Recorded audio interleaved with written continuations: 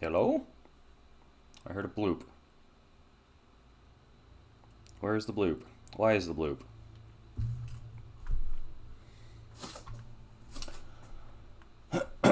Okay, this screen here.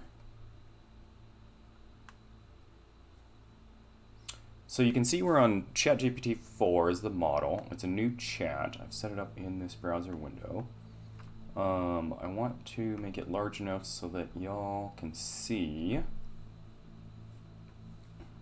the text. It's readable, it's legible, right? So let's hit enter.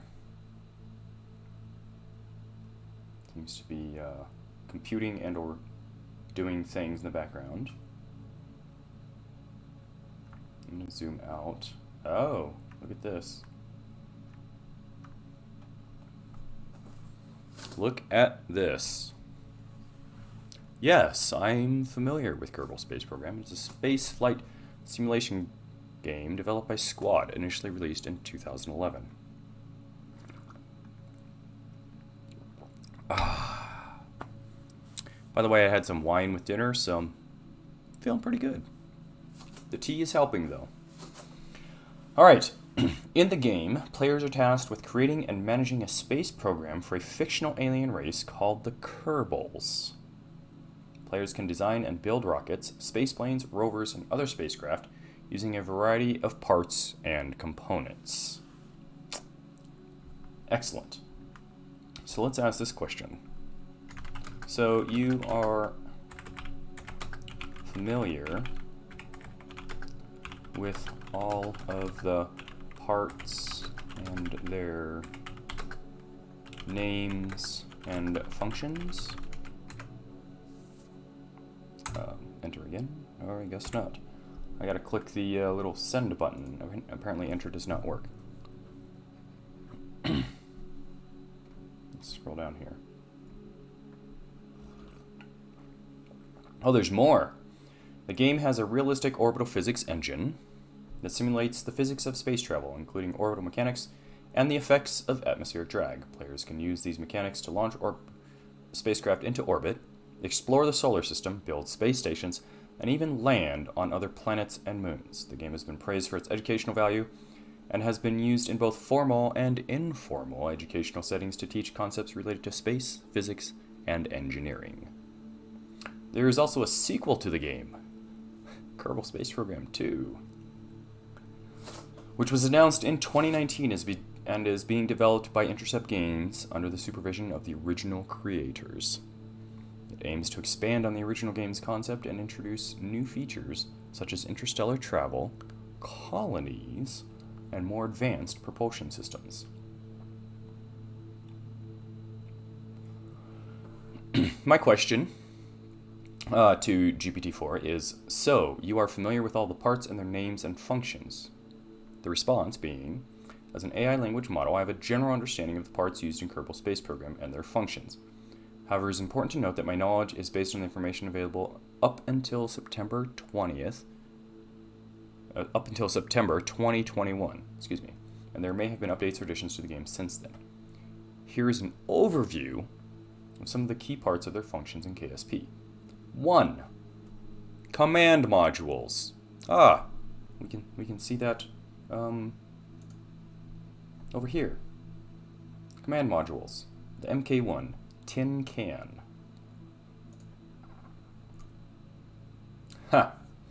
These are the control centers of spacecraft where the Kerbals, pilots, scientists, or engineers, operate the vessel.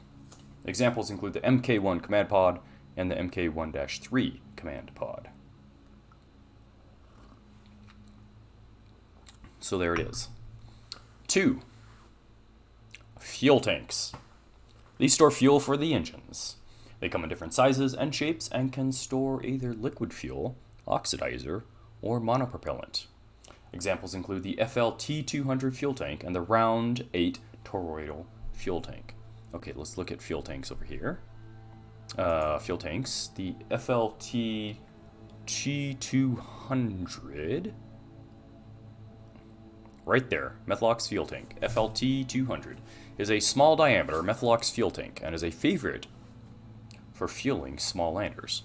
Like all FL series tanks, it can also be radially attached, adding lots of, how do I shift, view more?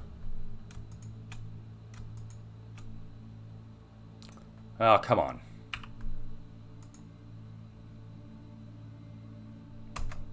Shift allows me to view more. Favorite.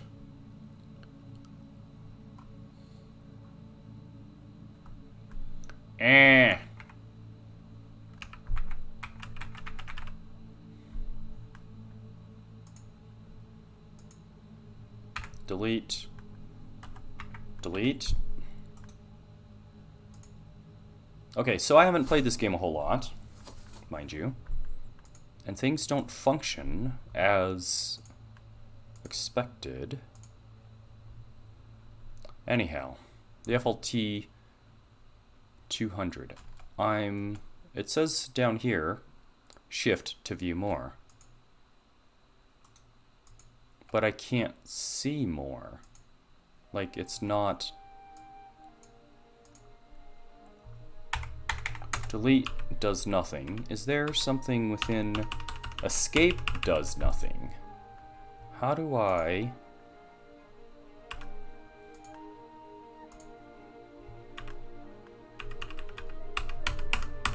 Escape still does nothing. I'm a bit confusion. I am confusion. Anyhow, I can't expand on this information that you're seeing up here. It says shift to view more, but I can't, apparently. Part of an early access video part of an early access video game is not being able to see all the things. Anyhow, moving on. Engines. Engines provide thrust to propel the spacecraft. They can be liquid fuel engines, solid rocket boosters, or jet engines, among others. Examples include the LVT-30 liquid fuel engine, the mainsail liquid engine, and the Rapier engine, which is an air-breathing hypersonic, if I recall. Let's go to engines, and look. Jet engines. J-90 Goliath, J-33 Weasley, Panther, Whistle, Whiplash, Hydrogen, Swerve, Nerve, Spider, Twitch, Spark. Here it is. The CR7, R.A.P.I.E.R. The reactive alternate propellant intelligent engine for rockets is a marvel of technology that can function as an air-breathing jet engine or closed-cycle rocket engine. So that's the Rapier, kind of like the sword, right?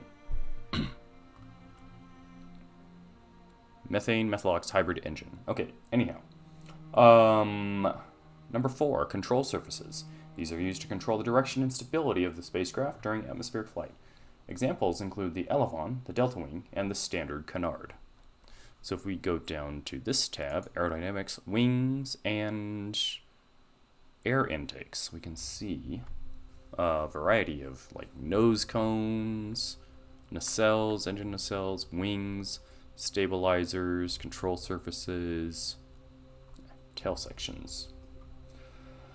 Landing gear. Very important. Ground, landing gear. These parts allow the spacecraft to land safely on solid surfaces. Examples include the LT-1 landing struts,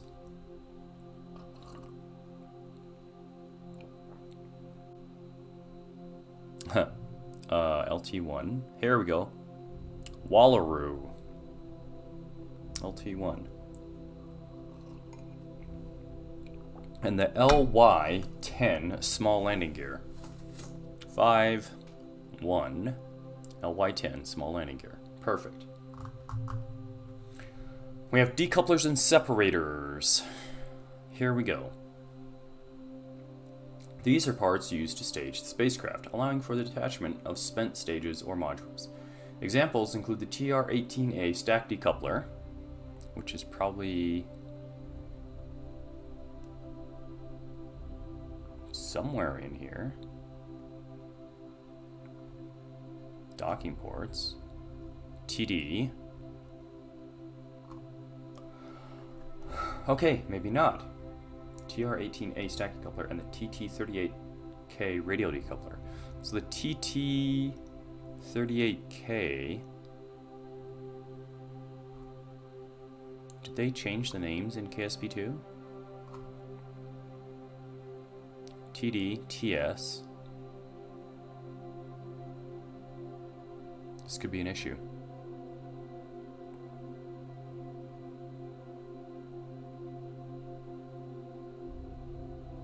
TS25, TS12. Huh, the TT38K radial decoupler. Electrical and power generation. These parts provide electricity to the spacecraft systems. Solar panels, RTGs, radioisotope thermoelectric generators, and batteries are common examples. Communication. Antennas and dishes are used to maintain communication between the spacecraft and mission control. Examples include the Communitron 16. Okay, so Communitron 16. Here's 16 and the dash S. And the HG5 high gain antenna. HG5 high gain antenna. There it is. Science and research equipment. These parts are used to gather scientific data and conduct experiments during missions. Examples include the Mystery Goo containment unit, the SC9001 Science Junior. Okay, so let's go to Science.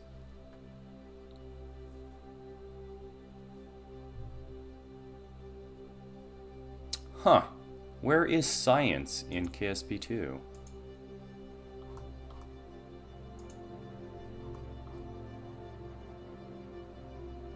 There appears to be none. There's electrical, there's thermal, ground, landing gear, payloads, crew cabin, truss. Okay. Oh. No science in the early access to KSP2. Structural parts. These are used to build the framework of the spacecraft and connect other parts together. Examples include the cubic octagonal strut and the Rockomax brand adapter. So, utility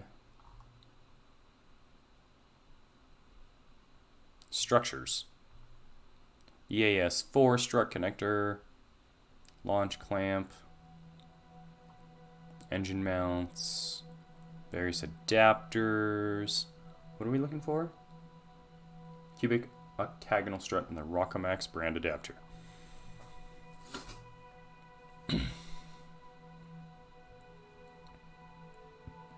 Cubic octagonal strut. Circular truss. Square truss. They probably just renamed the cubic.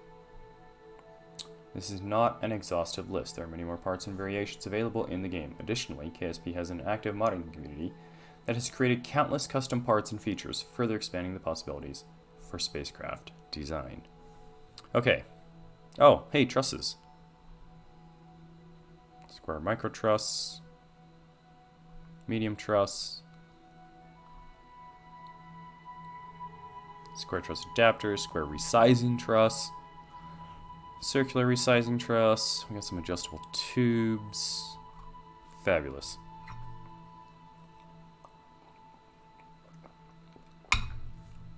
Okay.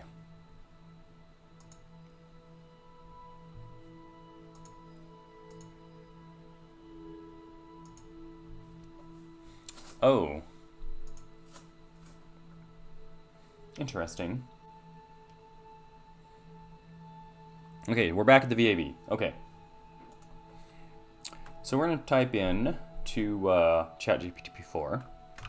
Assume I am a brand new player. You help me build a rocket to get to space.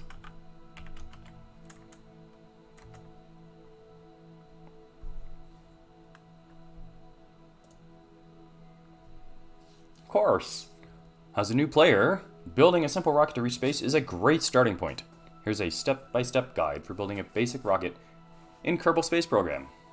We're going to do it from KSP2, but we are at the Vehicle Assembly Bin, VAB, Command Module. In the VAB, choose a command module for your rocket. For beginners, the MK1 command pod is a good choice. Click in the pods category in the parts menu. Okay, so MK1, bam. Parachute. To ensure the safe return of your Kerbals, add a parachute to the command pod. Click in the utility category and select the MK16 parachute. Attached to the top of the MK1. MK16, bam, attached to the top of the MK1 command pod. Okay, step 4, decoupler. To separate the command pod from the rest of the rocket, you'll need a decoupler. Click on the structural category. We're going to go with coupling, I imagine. Select the TR18A stack decoupler, which is probably the TD12 in KSP2. Okay. Attach it to the bottom of the command pod. 5. Fuel tank. Now add a fuel tank to store fuel for the rocket engine. Click on the fuel tanks category and select the FLT400 fuel tank. FLT400. Attach to the bottom of the decoupler. Bam. Engine. Next, add an engine to provide thrust. Click on the engines category and select the LVT30 liquid fuel engine. Attach it to the bottom of the fuel tank.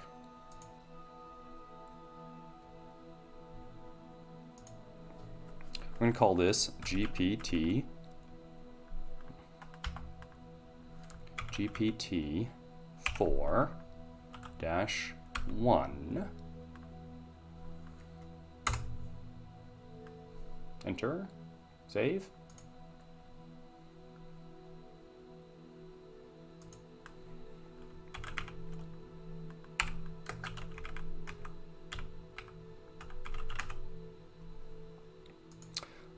Workspace file name is GPT4 instructions. Vehicle name is GPT4-1. Description. The first rocket that GPT4, not 5, provided instructions on how to build a rocket. Alright, save. Okay, step 7. Staging. On the right side of the screen, you'll see the staging menu. Make sure your parachute is in a separate stage from the rocket engine and decoupler. Okay, parachute, yep, it's in 3. You should have 3 stages. Stage 1 for the engine, stage 2 for the decoupler, and stage 3 for the parachute. Are you guys getting this? Like, look at this. Alright, 8. Fins. To improve stability during the rocket's ascent, add some fins. Click on the aerodynamics category and select the basic fin. Okay, aerodynamics. I don't need nose cones or intakes. Control surface, tail section. LAF 125 changeling adjustable fin, perhaps? Attach 4 fins symmetrically around the bottom of the fuel tank.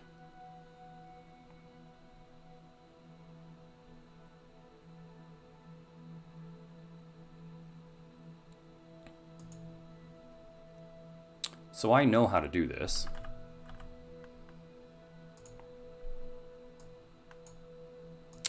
The question I will pose shortly to ChatGPT is how to do that. 9. Crew. Assign a pilot to your rocket. Click on the crew tab in the upper right corner. So in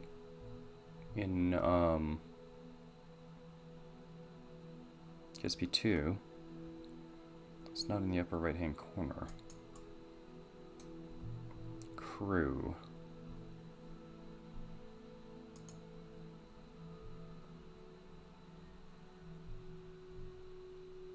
Let's save this really quick.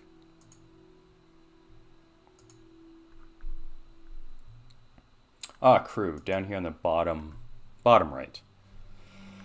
Tim C. Kerman is currently there. Okay.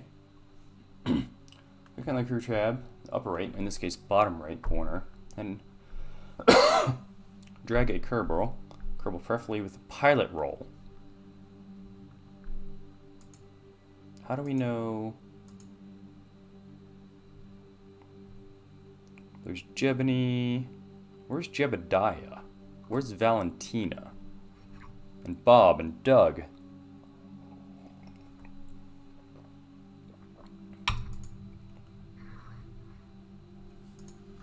Alright, fine. It's gonna be Tim.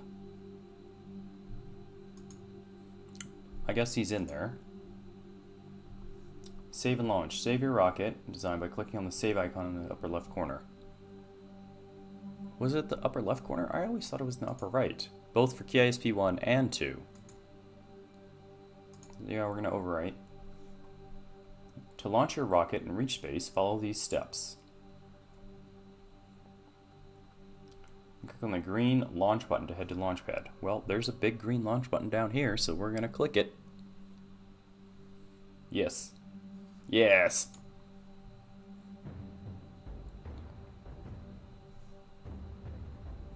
To launch your rocket and reach space, follow these steps. 1. To throttle up, press the Z key to set your throttle to maximum. I mean, it's already there.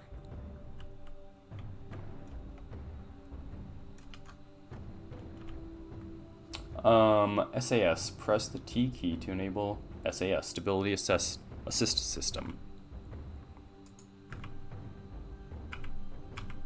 Okay, still accurate. Launch, press the spacebar to activate the first stage and ignite the engine.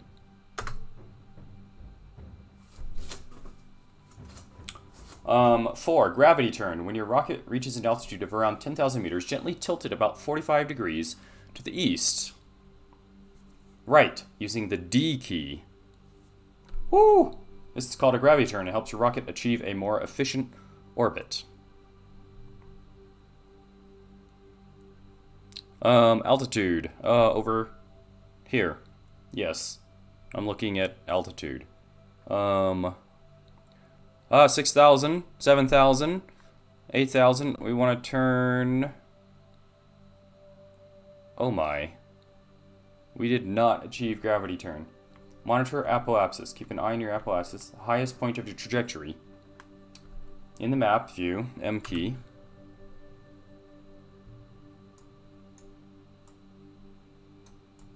Oh my. It's dropping rapidly. 107,000. When you reach the altitude of 70,000 meters or higher, you're officially in space. I feel like that's...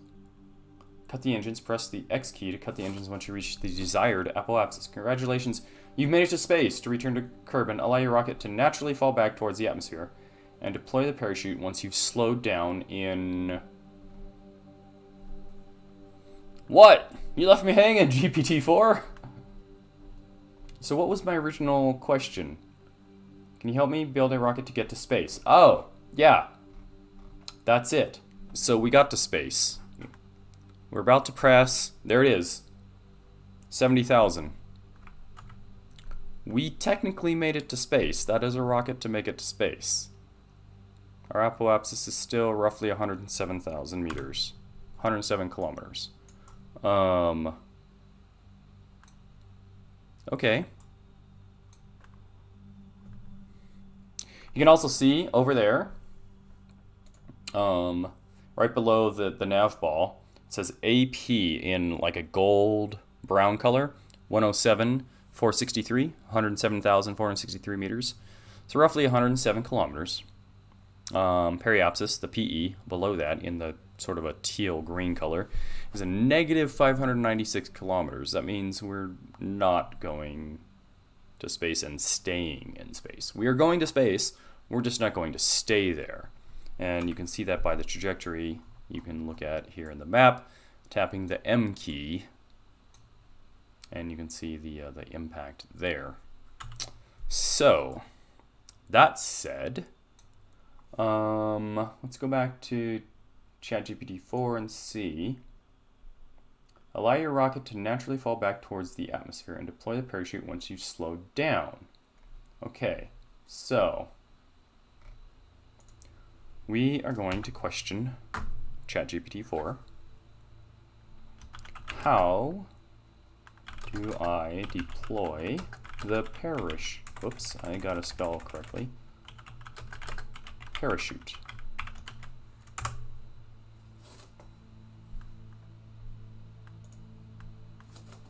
And the response is, to deploy the parachute in Kerbal Space Program, follow these steps. 1. Stage activation. Ensure that your parachute is in a separate stage from your rocket engine and decoupler. Sure. Monitor descent. As your rocket re-enters Kerbin's atmosphere, its speed will gradually decrease due to air resistance. Keep an eye on your altitude and speed during the descent. We're at 106 kilometers, now 105 kilometers. You can see that over there. 104 kilometers. Keep an eye on your altitude and speed during the descent. Step 3, parachute deployment. When your rocket has slowed down enough and it is at a safe altitude, preferably below 10,000 meters, press the space bar to activate the final stage and deploy the parachute. The parachute will first deploy partially, referred to as reefed, to avoid being ripped apart by the remaining atmospheric forces. 4. Full deployment. As your rocket continues to descend and reaches a lower altitude, usually around 1,000 meters, the parachute will automatically fully deploy. This will slow your rocket down even more, allowing for a safe landing. Remember that deploying the parachute too early at high speeds can cause it to be destroyed or ripped off of your craft. Make sure your descent speed is low enough before deploying the parachute to ensure a safe landing for your Kerbals. Man, solid advice from GPT-4. However, I'm going to respond. But the fuel tank and rocket engine are still attached. What do I do?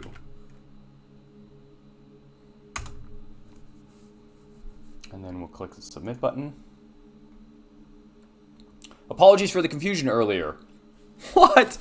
If you want to separate the fuel tank and rocket engine from the command pod before re-entering and deploying the parachute, you should use a decoupler between the fuel tank and the command pod. Here's how to set it up. We're at 49,000 and falling, and it's telling me how to set it up. Attach the fuel tank. Check your staging on the right side of the screen. The decoupler should be in a separate stage between the rocket engine stage and the parachute stage. For example, stage 1 the engine, stage 2 for the decoupler, and stage 3 for the parachute. When you're sending back to Kerbin, follow these steps to separate the fuel tank and rocket engine. Monitor your altitude. As your rocket reaches its apoapsis, highest point, and begins falling back to Kerbin, keep an eye on your altitude. 2. Prepare for separation. When you're at a safe altitude, usually above 30,000, well, we're at 20,000, get ready to separate the fuel tank and engine from the command pod. 3. Activate the decoupler. Press the space bar to activate the decoupler stage.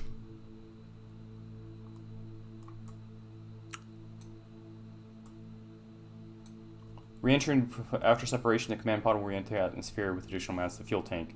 Without the additional mass of the fuel tank and rocket engine. Monitor your descent and deploy the parachute as described in the previous response. So we're below 10,000 meters. We're at like 77,000 and falling. So we're going to hit spacebar to deploy the parachute.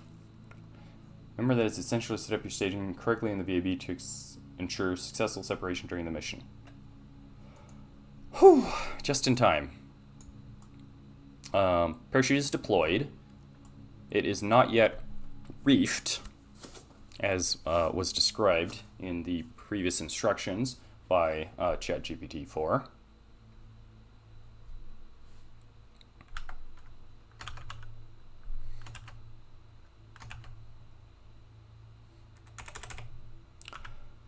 Woo! Just in time. Your instructions were a bit verbose, and I was worried for a second there.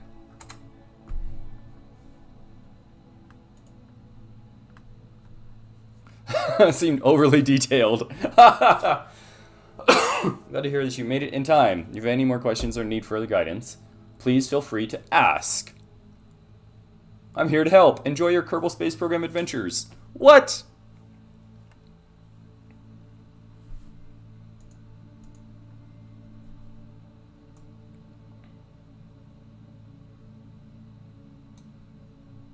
Dude. Okay, so we followed the instructions of ChatGPT4 as a beginner.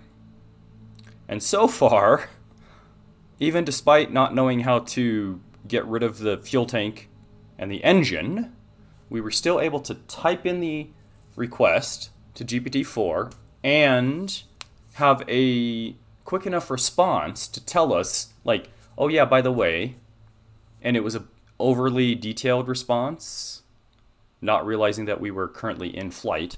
But ultimately it did tell us, yeah, just hit the space bar to, jettison the fuel tank and engine. And then, referring back to the previous instructions where it told us, like, at 10,000 meters or below, hit the space bar to deploy your parachute, which we were at approximately 7,000 meters when we did that. But yeah, it was all, I'm going to put quotes around timely enough such that we were able to pull off a successful rocket flight to space and back. And as you can see now, we are landing safely, splashdown safely. Here we are. Okay, I'm hitting escape. How do I recover? Man, I have literally not played enough Kerbal Space Program 2 yet to know how to do things. Like, I played it the first day, and then I immediately went to the conference. And then I got sick at the conference and spent the last week recovering. I don't know how to do things in Kerbal Space Program 2. There's a button over here. Okay, recover vessel. Confirm recovery. Confirm.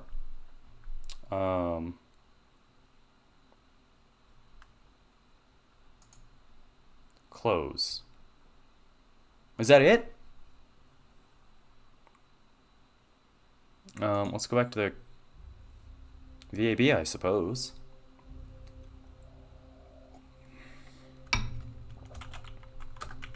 Okay, great. The mission was a success thanks to your help.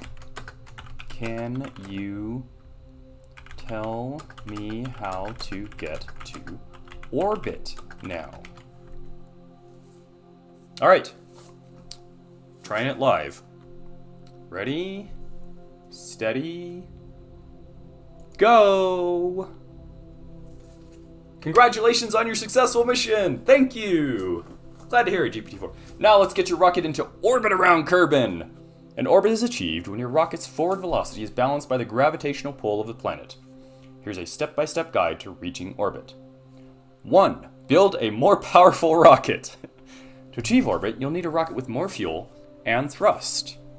In the vehicle assembly building, add another stage to your rocket with a larger fuel tank, e.g. the FLT-800 fuel tank, and a more powerful engine, e.g. the LVT-45 liquid fuel engine. Use a decoupler to separate this stage from the command pod and the previous stage. Okay, so I'm a beginner. I'm already kind of confused. Step 2, staging. Ensure your staging is set up correctly in the VAB. You should have at least 4 stages. Stage 1 for the lower stage engine, Stage 2 for the lower stage decoupler, Stage 3 for the upper stage engine, and Stage 4 for the parachute. Okay, this has me thinking. Okay, step 3. Launch. Throttle up by pressing the Z key, enable SAS by pressing the T key, and then press the space bar to ignite the lower stage engine. 4 is the gravity turn. When your rocket reaches an altitude of around 10,000 meters, gently tilt it about 45 degrees to the east. Right. To the right, using the D key. This will start your gravity turn, which will help your rocket achieve more efficient orbit. 5. Monitor your ascent. Keep an eye on your apoapsis, the highest point of your trajectory. In the map view, by pressing the M key. Gradually level out your rocket as your apoapsis rises. 6. Cut the lower stage engine. When your apoapsis reaches around 80,000 meters or higher, cut the lower stage engine by pressing the X key. X is like 0 throttle. Coasting phase. Aha! Wait until your rocket is about 20 to 30 seconds from reaching its apoapsis. Then press the spacebar to separate the lower stage using the decoupler. 8. Circularize your orbit. As you approach your apoapsis, ignite the upper stage engine by pressing the spacebar. Burn prograde. I'm going to grab a cough drop here, because I'm still a bit, I guess, recovering from the cold. Okay, 8. Circularize your orbit. As you approach your apoapsis, ignite the upper stage engine by pressing the spacebar. Burn prograde in the direction of your velocity vector to increase your orbital velocity. Keep an eye on your periapsis, the lowest point of your orbit, which will rise as you continue to burn. Step 9. Achieve stable orbit. Continue burning the upper stage engine until your periapsis is above 70,000 meters, which is considered a stable orbit. As it is beyond Kerbin's atmosphere, press the X key to cut the engine once you've reached a stable orbit. Congratulations, you've achieved orbit around Kerbin. From here you can plan various missions like satellite deployment, space station construction, or interplanetary voyages. What the heck, y'all? Just remember to monitor your fuel and your maneuvers carefully. Enjoy exploring the Kerbal universe. Okay.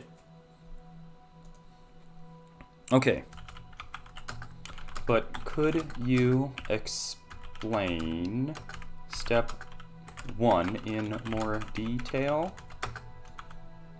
How do I build this rocket? Again, I'm a beginner.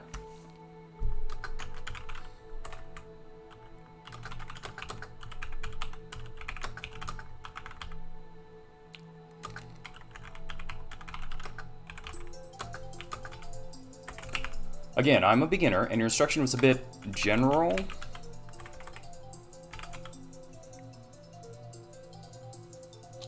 Let's stop that. Let's set up a 30-minute timer to sit down or stand up or whatever we're doing. Oh, we're standing now. I'm standing now. So let's sit down. It was a bit generalized. Okay. So we are now... Okay, so... Enter. It's working. I apologize for the generalization. Let's create a more detailed design for your rocket to reach orbit. We'll build a simple 2-stage rocket. 1. Command module. Start with the MK1. Bam. Command pod is your command module. Parachute. Attach the MK16. So let's go to Utility, Parachute, MK16. To the top of the command pod. Upper stage decoupler. Attach the TR18A stack decoupler. In this case, it is now the TD12 in the KSP2 version. To the bottom of the command pod. 4. Upper stage fuel tank. Attach an FLT400 fuel tank. FLT200, FLT400. To the bottom of the upper stage decoupler.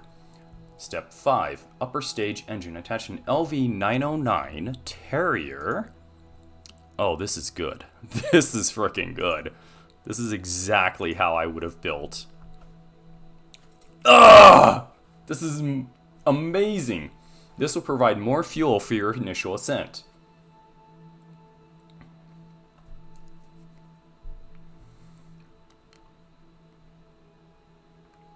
Hold up.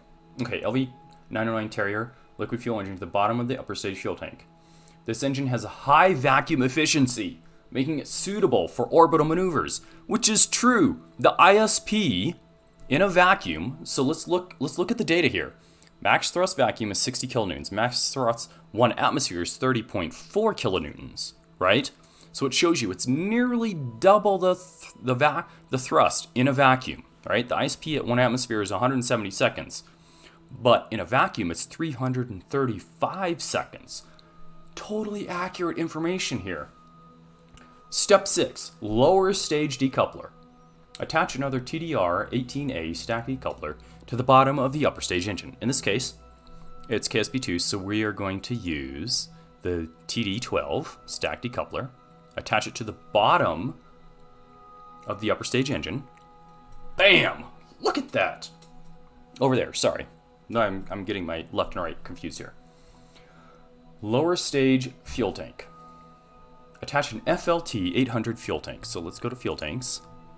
FLT 800 fuel tank to the bottom of the lower stage decoupler. This will provide more fuel for your initial ascent. 8 stage.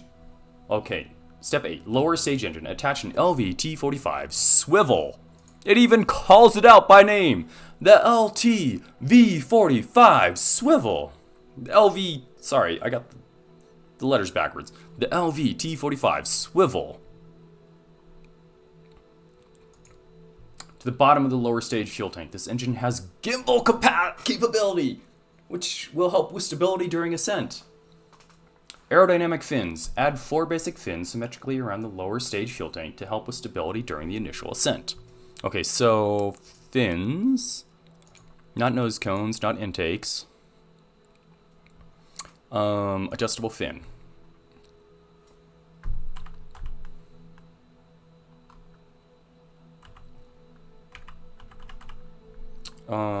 My X and C are not working currently.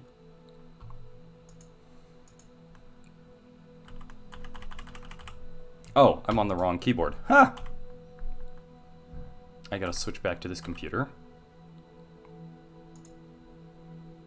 So there's a button that I hit. So I'm on that computer, Bluetooth. I'm on this computer with the direct logitech connection. So I hit a button to switch between the two computers, because in order to type on that computer, I'm using Bluetooth connection, and in order to do everything on this computer, the game computer, I'm using the direct logitech connection. So switching back to Bluetooth, so I can go back over to this computer. I have 2 mice, by the way. Okay, so we've added the 4 fins symmetrically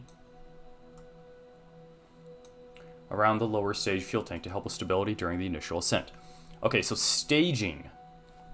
This is something that, as a human, I have often neglected and forgotten. So it's really so perfect that GPT-4 remembers to put this in the instruction set. It's step 10, staging. In the staging menu on the right, over here, make sure your stages are set up as follows. So, stage 4 is the Mark 16 parachute. We're on stage 5. That's curious.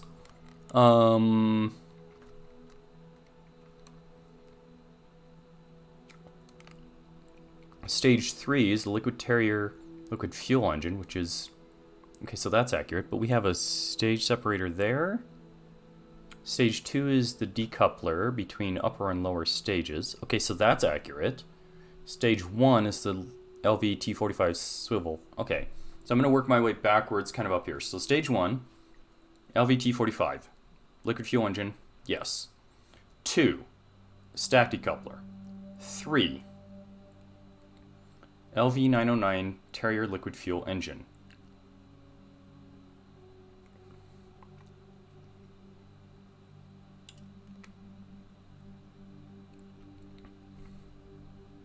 Okay, so that's accurate.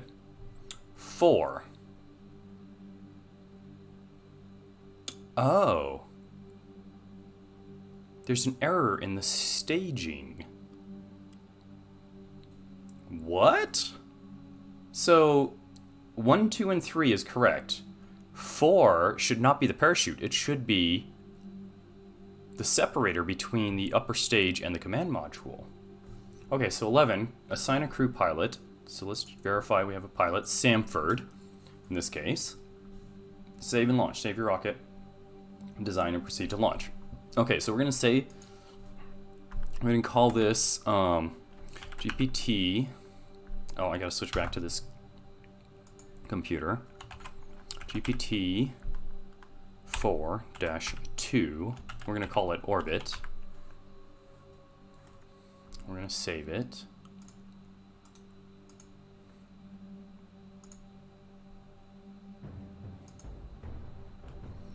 Orbit attempt. GPT4 orbit. Save. Why is this all...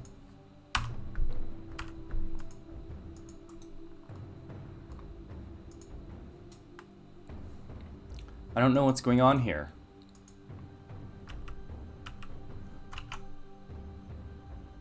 Oops.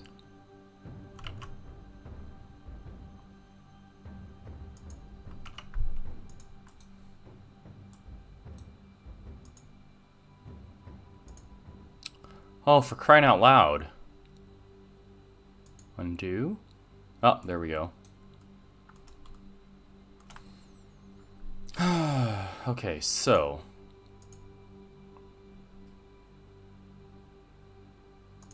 Selection tool.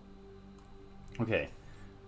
So, now you have a more detailed two-stage rocket design suitable for reaching orbit around Kerbin. Follow the steps in the previous response for launching and achieving orbit. Good luck and have fun exploring space. Okay, so... Staging. I'm going to tell GPT-4. Alright, switch out to Bluetooth. There seems to be a problem with staging. I see 5 events, not 4 as you instructed in number 10.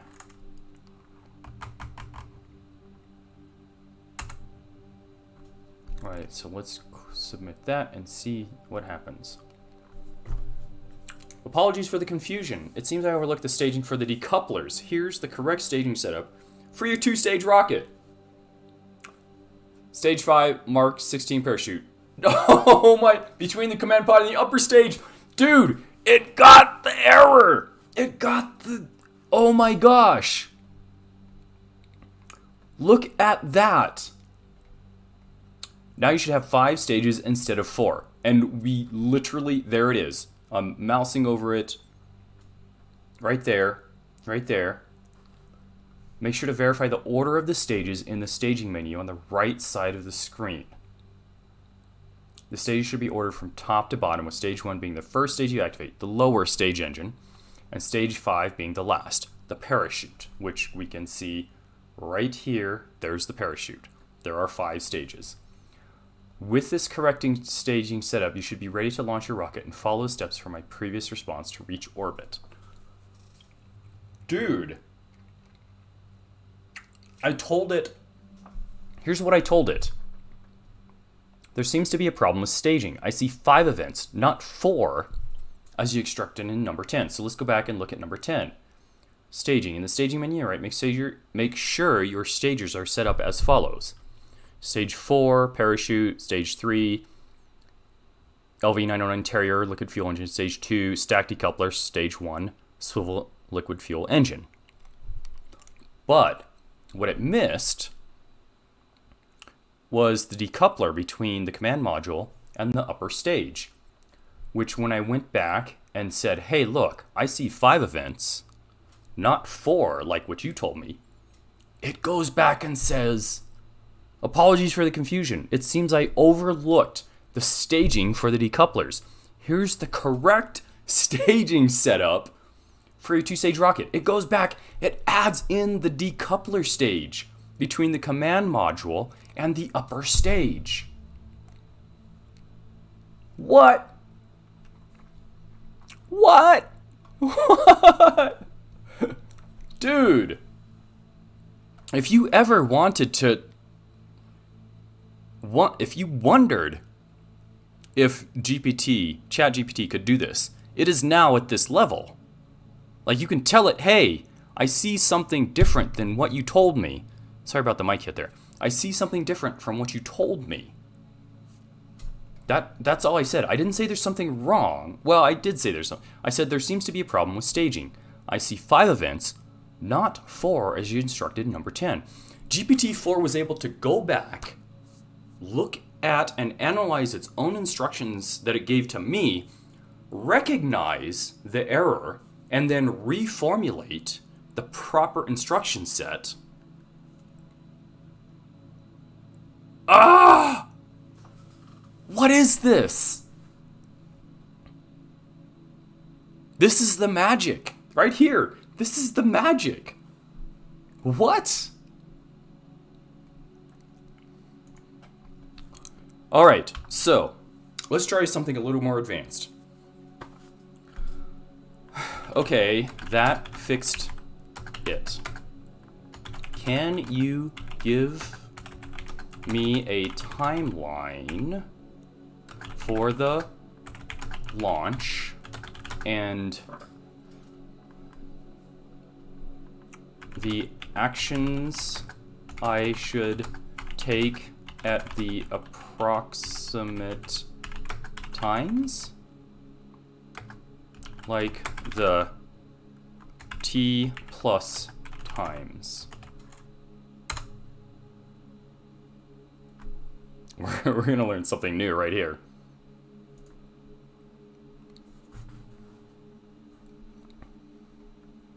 Certainly, here's a general timeline for the launch with t plus times and actions you should take. 10 seconds before launch, press the Z key to set your throttle to maximum. And press the T key to enable... What?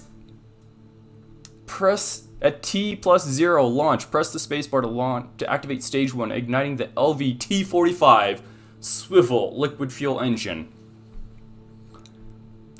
T plus 45 to T plus 1 minute, 45 to 60 seconds after launch. At around 10,000 meters, it's estimating that I will be at 10,000 meters around 45 to 60 seconds after launch. Gently start tilting your rocket about 45 degrees to the east, to the right, using the D key. This begins the gravity turn. Oh my gosh. T130, T plus 130 to T2, 1.5 to 2 minutes after launch. Gradually level out your rocket as your apoapsis, the highest point of trajectory, rises. You can monitor your apoapsis using the map view by pressing the M key. At T plus 2 minutes to 3 minutes, 2 to 3 minutes after launch, when your apoapsis reaches around 80,000 meters or higher, press the X key to cut the lower stage engine. You will coast to the apoapsis during this time. T plus 3 to T plus 330, 3 to 3.5 minutes after launch. Press the spacebar to activate stage 2, separating the lower stage from the upper stage using the TR18A stack decoupler. In this case, it's the TD12, because it's KSP2, not 1. Yeah.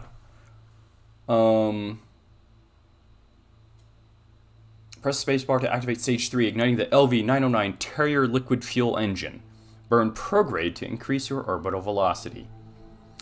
T plus 4 to T plus 7, 4 to 7 minutes after launch. Continue burning the upper stage engine until your periapsis, the lowest part of your orbit, is above 70,000 meters, ensuring a stable orbit. Press the X key to cut the engine once you've achieved a stable orbit.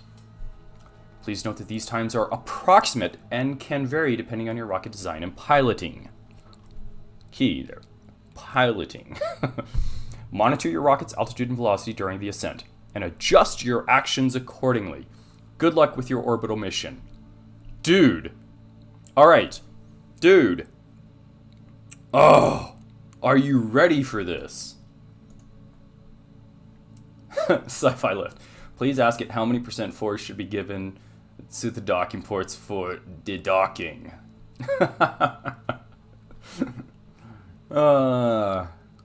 We have no docking. We're just... This is our first attempt getting to orbit. We just made it to space. Alright. Sci-lift. Now we're getting to orbit. We're about this far from docking. We don't even have a space station to dock with yet. But I get it. Like, I so want to ask those questions. I'm so getting there. Right?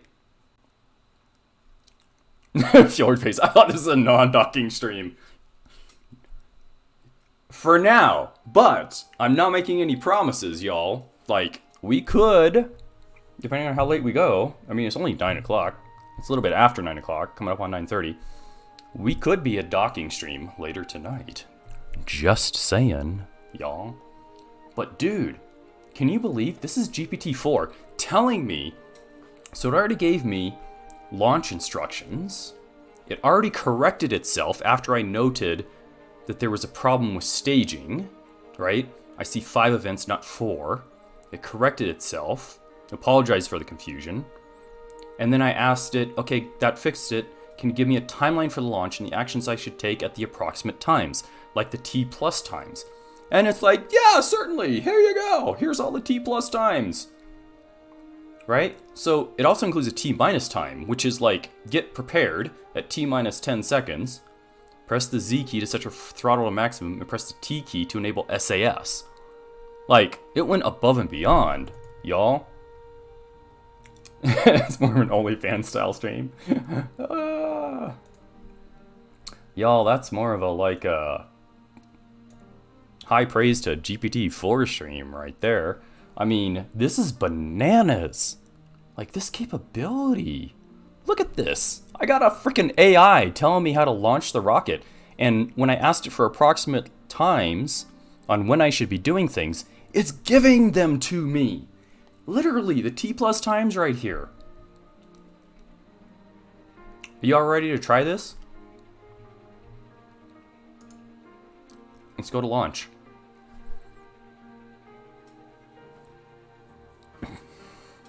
All right.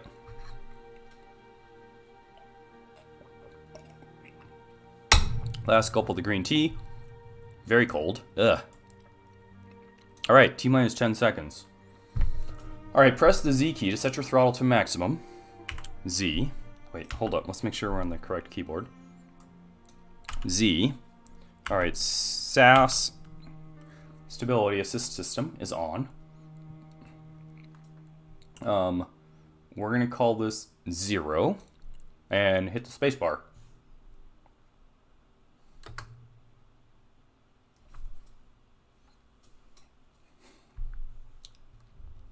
Also, welcome everybody. Thanks for joining me tonight. I'm glad you're here.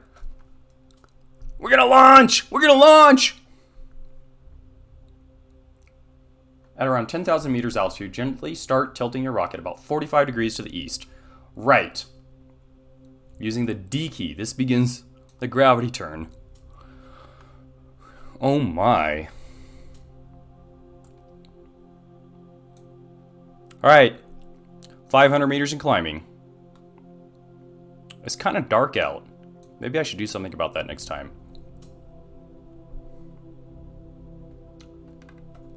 Alright. 1,500 meters and climbing. Imagine that back when we were doing that during Apollo. These little T-minus could have been days to weeks to determine. I know, right? Like the amount of logic involved to do this. And it's just...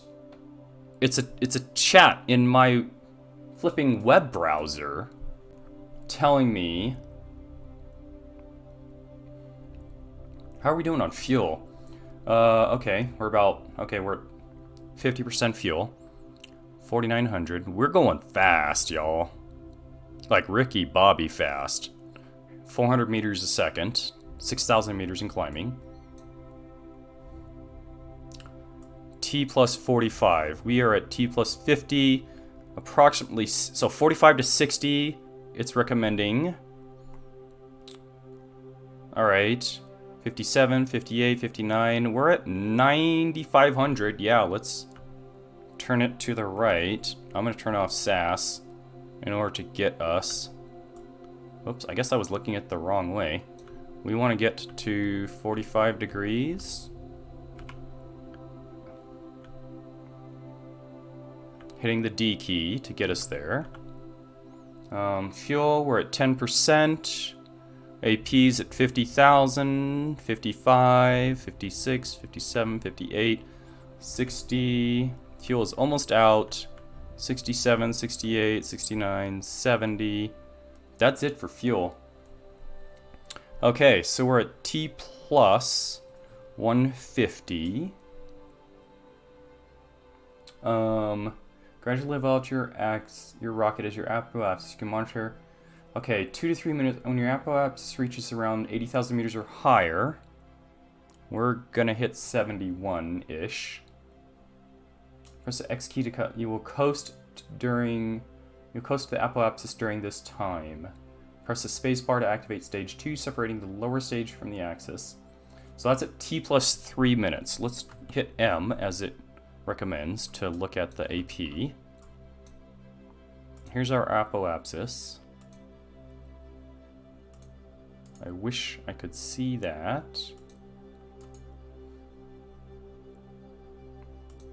70,009 something. So that's at like T plus 3 minutes.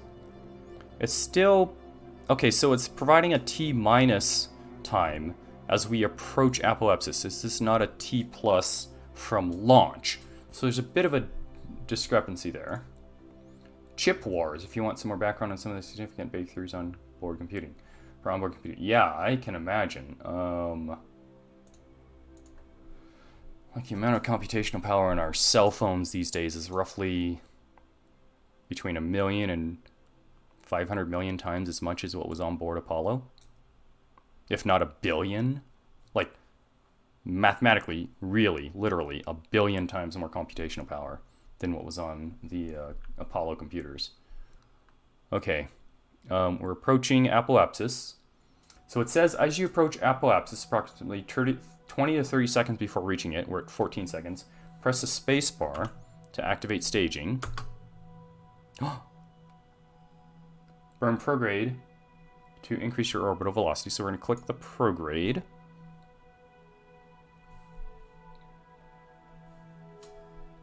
It doesn't specify how to burn prograde, by the way. But I'm going to go ahead and press spacebar to activate stage 3. Oh, it does specify. It does tell me. Igniting the LV-909 Terrier liquid fuel engine. Burn prograde to increase your orbital velocity. Let's take a look at the map again. Oh, there it goes.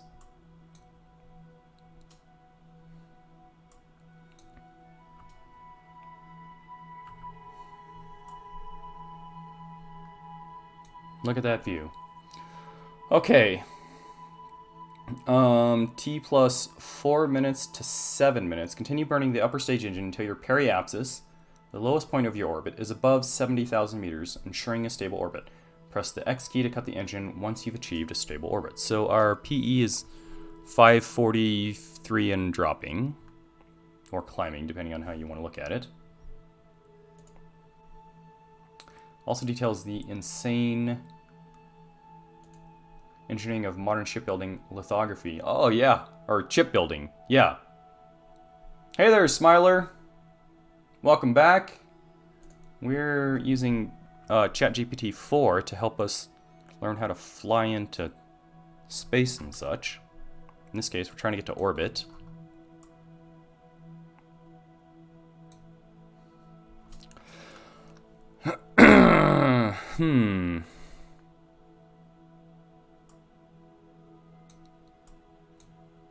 Maybe we should try again.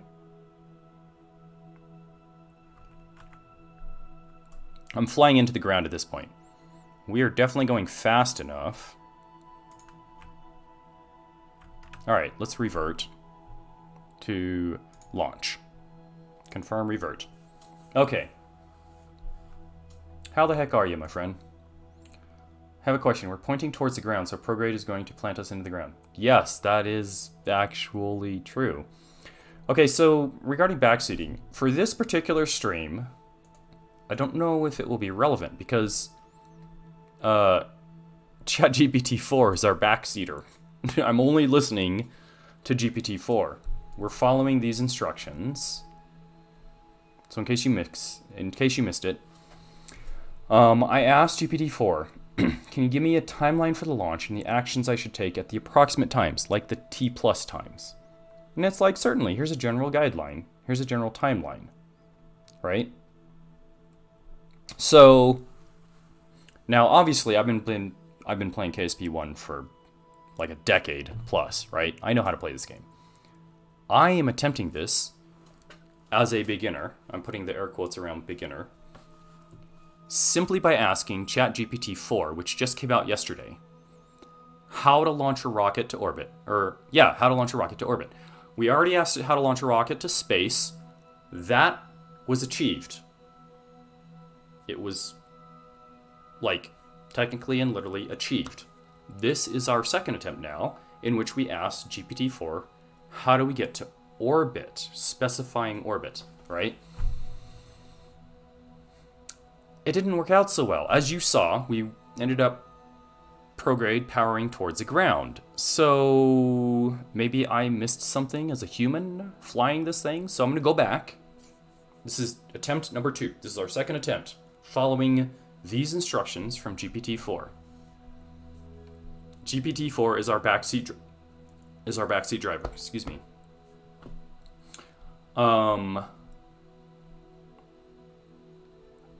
So I want to use this as our guide. I know how to get to orbit. I know how to get to the moon. I know how to get to Duna, all that stuff, right? We're trying this to see if GPT-4 can actually give you solid advice, how to launch a rocket, get to orbit in Kerbal Space Program.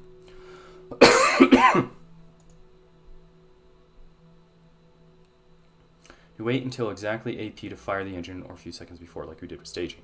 Okay, so let's look at the instructions. I'm not sure if this is big enough for you to see. Can you read that over there? Is the text large enough? That was something that I was wondering about earlier, and I wasn't quite sure of.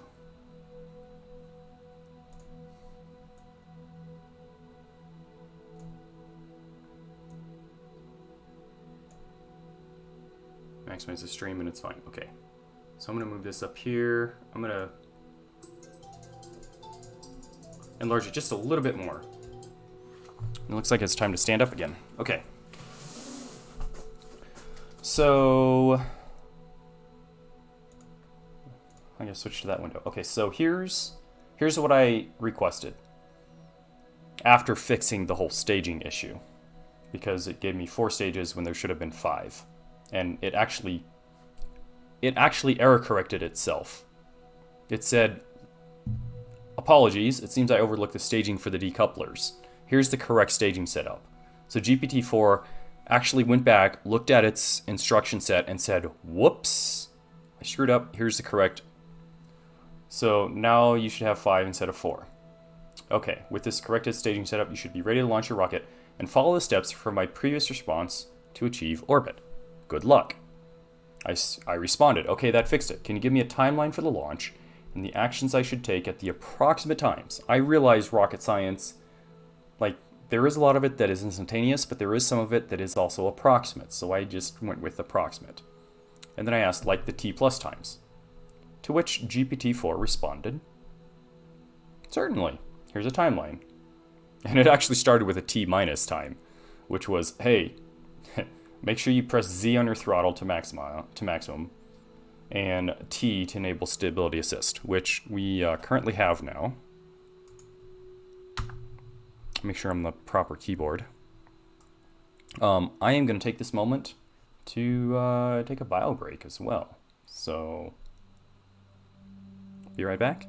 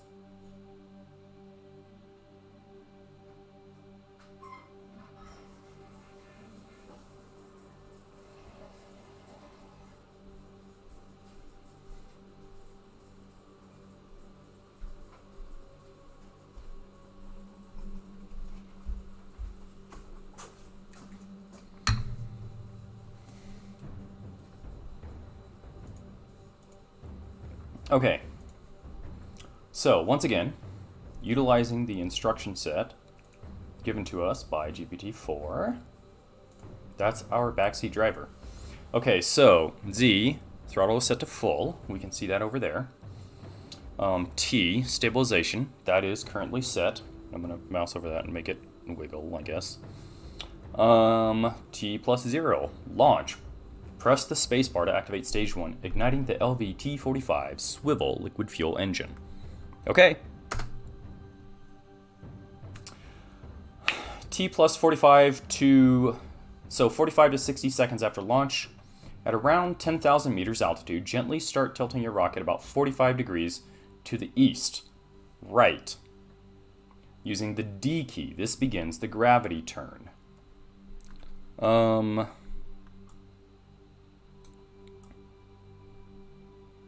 Okay. Now,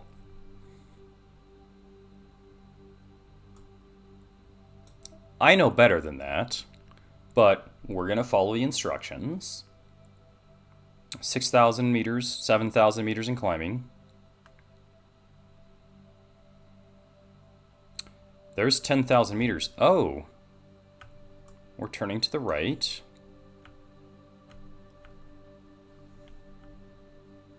Gradually level out your rocket as you apoapsis. Oh my. We are definitely...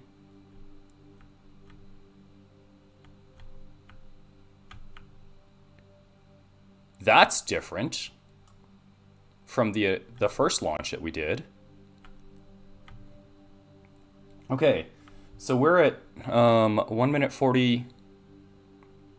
Well, we're T minus. Gradually level out your rocket as your apoapsis. You can monitor your apoapsis using the map view, pressing the M key. Okay, so we're gonna press the M key.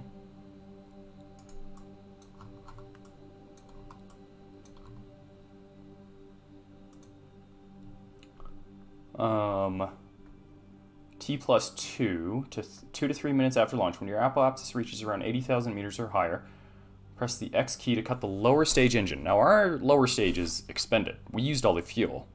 You will coast to the apoapsis during this time.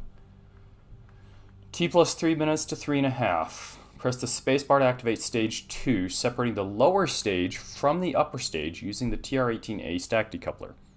In KSP2, it's the TD12. 50 seconds. So as you approach your apoapsis approximately 20 to 30 seconds before reaching it, press the spacebar to activate stage 3. So we're at 40 seconds.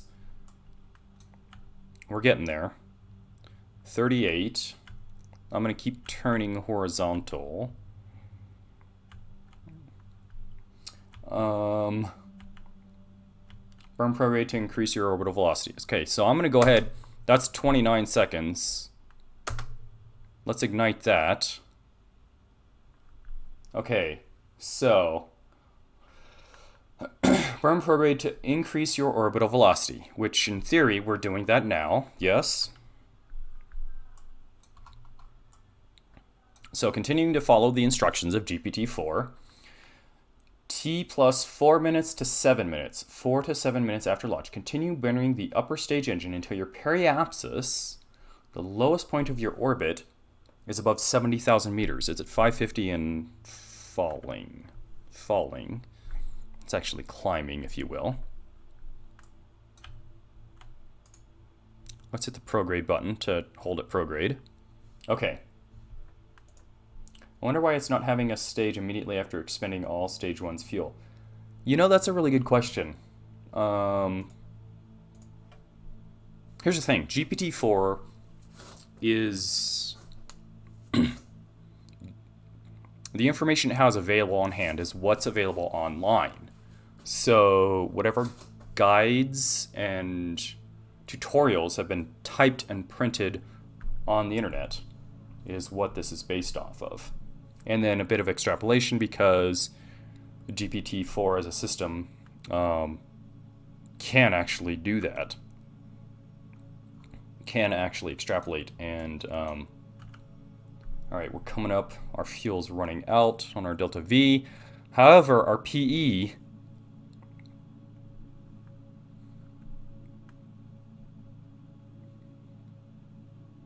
all right, and press X when we're at 70,000.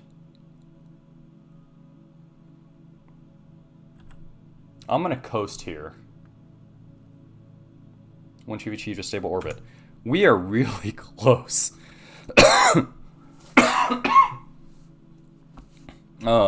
We actually have a really high AP. It's 500,000. It's 576 kilometers on our AP. Our PE is where we are currently, as it were. How much delta V we have left? 186. So that was T plus 4 to 7 minutes, roughly 4 to 7 minutes after launch. Continue burning the upper stage engine until your periapsis, the lowest point of your orbit, is above 70,000 meters, ensuring a stable orbit. Press the X key to cut the engine once you've achieved stable orbit. Please note that these times are approximate and can vary depending on your rocket design and piloting. That's a key thing right there. And piloting. Monitor your rocket's altitude and velocity during the ascent, and adjust your actions accordingly. Good luck with your orbital mission. Okay, so I'm going to tell GPT-4. Okay, well, hold on, wait for the keyboard to catch up. So my AP is 576 kilometers. My PE is, where's my PE? 63,733.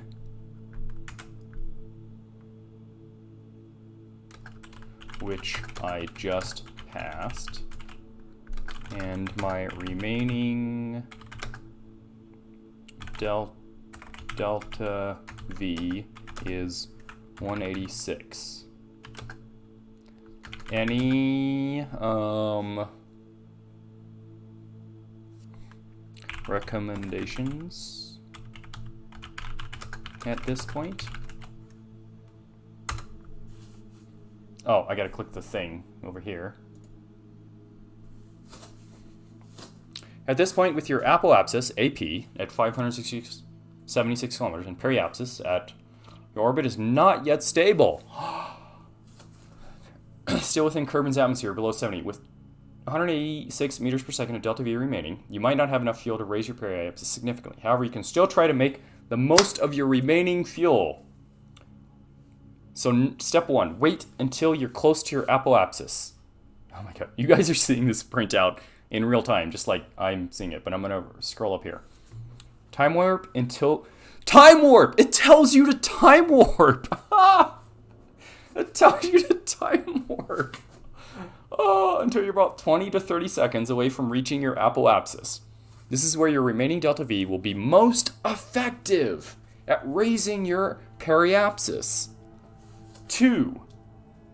Burn prograde. Point your rocket in the prograde direction, the direction you're moving in, and start burning your remaining fuel. This will increase your orbital velocity, which should raise your periapsis. 3. Monitor your periapsis. Keep an eye on your periapsis as you burn your remaining fuel. If your periapsis rises above 70,000 meters, you'll have a stable orbit. However, if you run out of fuel before reaching a stable orbit, your spacecraft will re-enter the atmosphere during the next periapsis passage. 4. Prepare for re-entry, if necessary. If you don't achieve a stable orbit, you'll need to prepare for re-entry. Make sure you have a heat shield attached to your command pod. You didn't tell us that, GPT-4, when you instructed us on how to build this thing. Excuse me.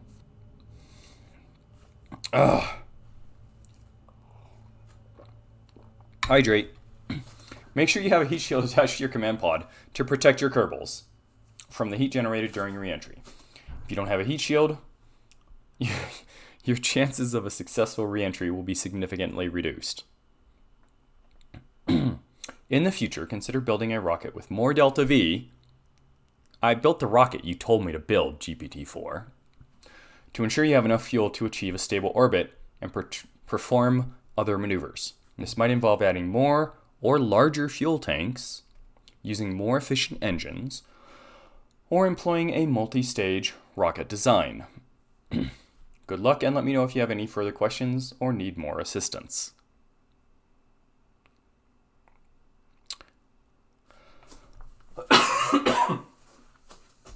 Okay, so GPT-4, we're going to review your instructions. Wait until you're close to your apoapsis, which we're not. We're closer to the periapsis, PE, than we are to the apoapsis. All right? By the way, for those of you who don't know or are new to the game, right-click the apoapsis or the periapsis to keep that information on screen. Otherwise, when you mouse over, it'll show up, and when you mouse away, it will disappear. Right-click it to keep that persistent in your view here. Okay, so time warp until you're about 20 to 30 seconds away from reaching your apoapsis. So you can do that in-game a couple of different ways. What does Smiler say? Our last burn, there was a point where PE stopped climbing and AP started going up. Question mark. Is that because we had pushed PE ahead of us? Probably.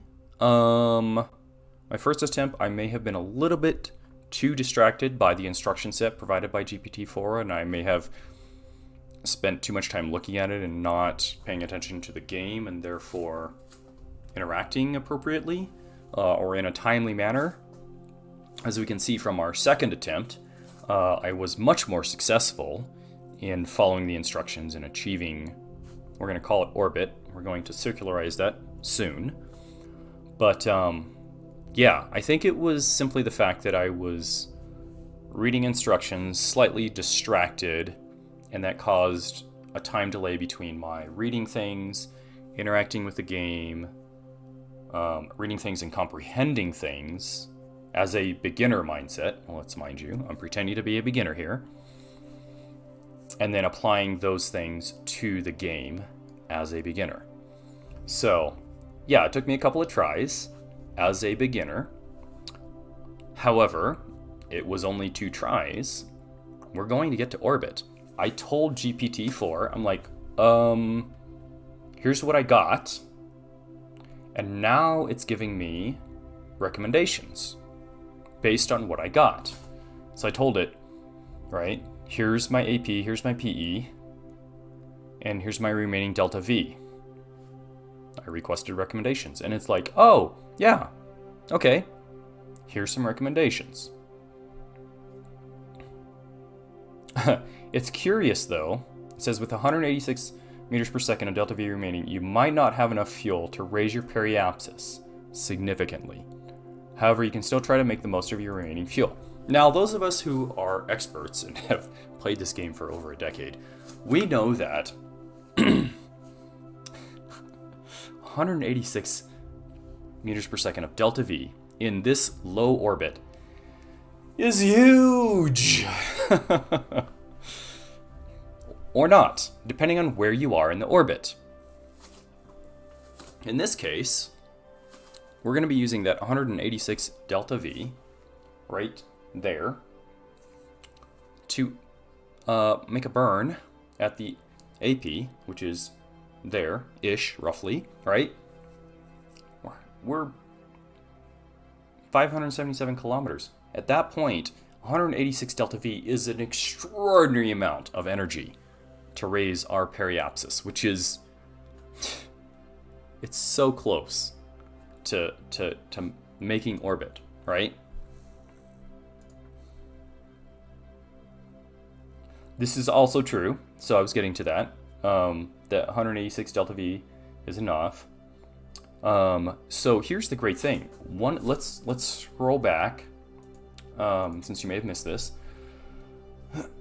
to the build instructions, where it told us how to build this particular rocket. Right here, step 5. Upper stage engine. Attach an LV909 Terrier liquid fuel engine to the bottom of the upper stage fuel tank. This engine has a high vacuum efficiency, making it suitable for orbital maneuvers. Like, that's the shorthand way of saying it's got a high ISP. Its vacuum performance is greater than its 1 atmosphere performance, right? So GPT-4 has at its resources, at its beck and call, so to speak, enough information to tell us that this is a vacuum engine optimized and efficient in a vacuum, so that your 186 delta V, in this case, should work. It does caution us. Let's scroll back down here, because it doesn't want to be overly optimistic, perhaps, I don't know. But it does caution us by stating, with 186 meters per second of delta V remaining, you might not have enough fuel to raise your periapsis significantly. However, you can still try to make the most of your remaining fuel. So, yes and no. Like, it could understand it. We don't know for certain. But maybe we should just ask.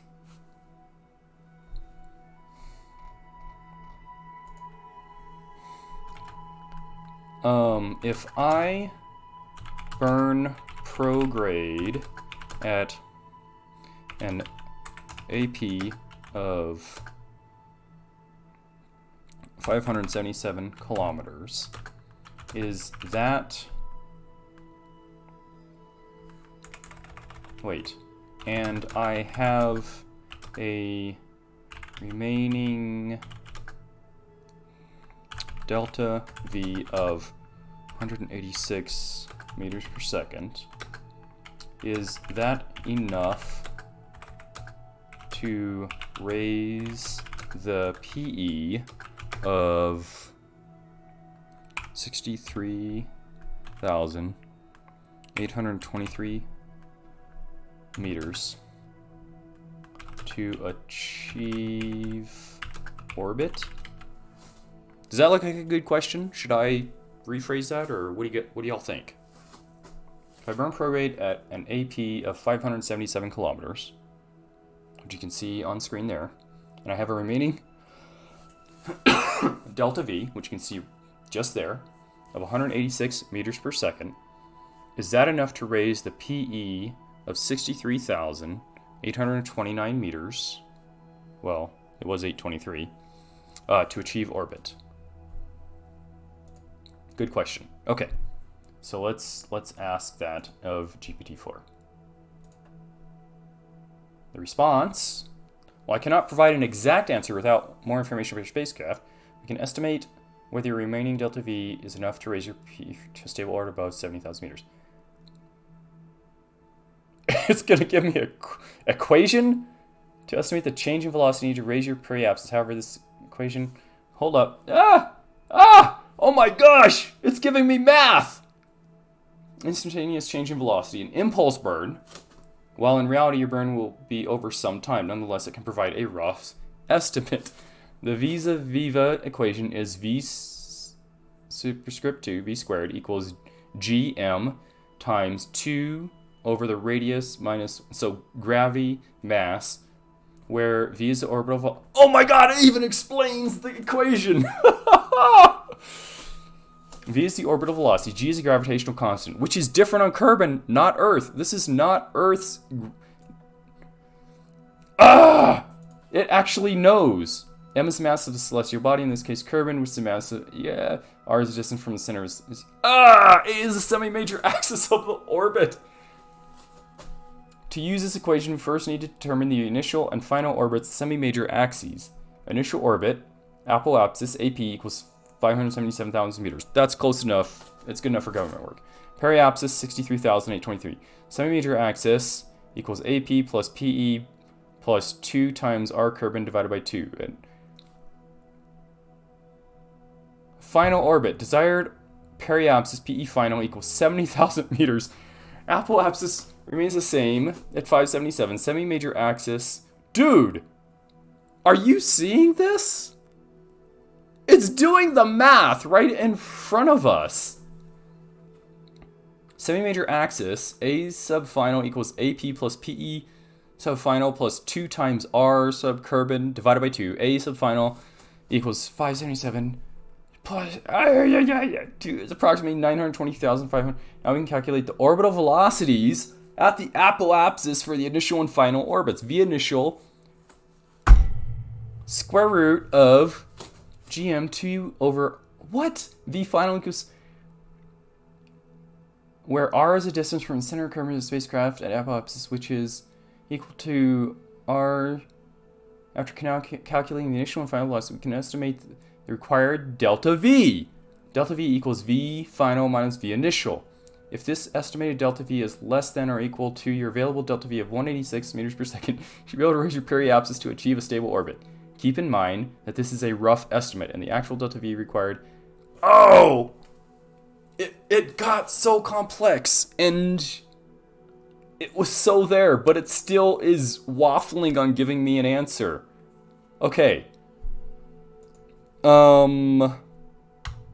Switching back to the game. Okay, so... and then switching back to GPT-4. Okay. Would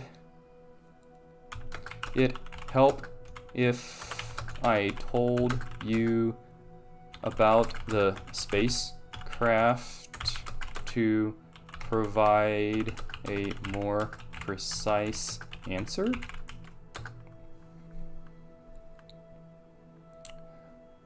We have the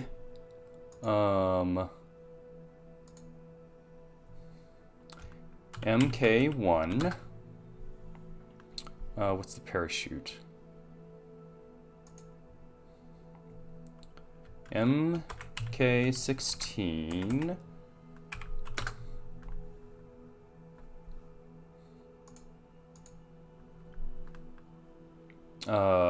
TD. We need to use nomenclature from KSP1, which is TD18A. FLT400 and LV909 as our spacecraft.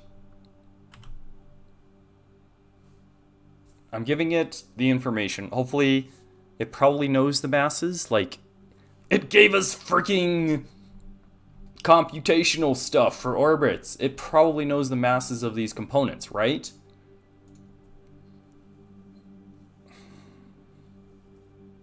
I'm gonna try it. Let's go. Let's do it. Components help to understand the vehicle's general characteristics. Meaning fuel mass and spacecraft's total mass. Efficiency of the LV-909 and provide some additional insights.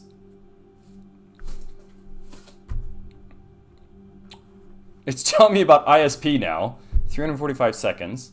Exhaust velocity. What? Dude.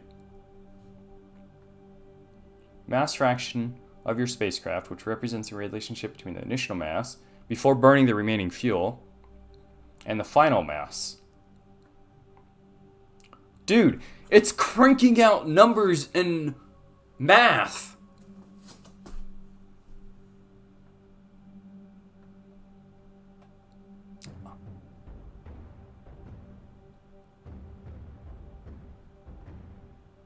Considering the high efficiency of the LV-909 engine and that you'll be burning at apoapsis, it's possible that your remaining delta V of 186 meters per second could be sufficient to raise your periapsis above 70,000 meters.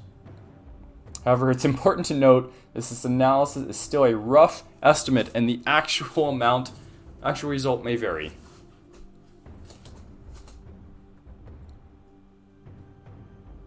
Oh my gosh.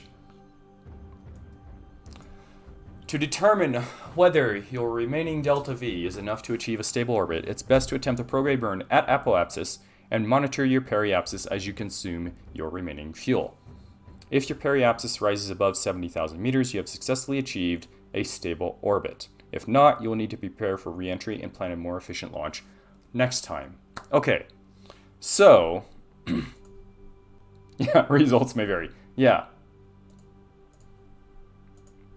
I have a question. How much does my spacecraft currently weigh? Based on the information I have given you.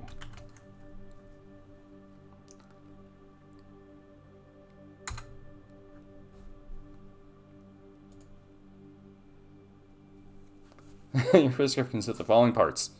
MK1 command pod. Dude, it's listing shit. The dry mass without fuel of these components, but I don't have the information on current fuel levels. Here are the masses of each component. But I gave you fuel levels. Well, not fuel levels, but can you deduce fuel levels from delta V and mass of the existing components? Total dry mass of your spacecraft is 1.74 tons. Now let's add the full mass of the fuel tank. Keep in mind, it's gonna do it. It's gonna do it. Which means you've consumed part of the fuel in the FLT400 fuel tank. The full FLT400 fuel tank has a mass of 2.25 tons. Including... What? Since you've already used some fuel, your spacecraft's total mass will be less than the sum of the dry mass plus the fuel tank mass. You would need to know the remaining mass of fuel and oxidizer in the FLT400 fuel tank. I do know that.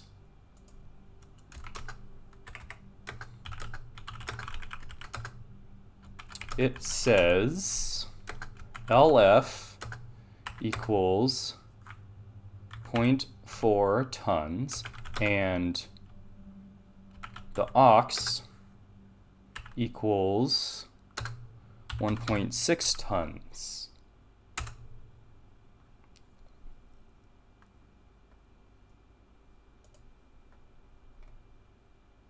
Great, now that we have the remaining mass of liquid fuel, what? We can calculate your spacecraft's current mass more accurately. Dude.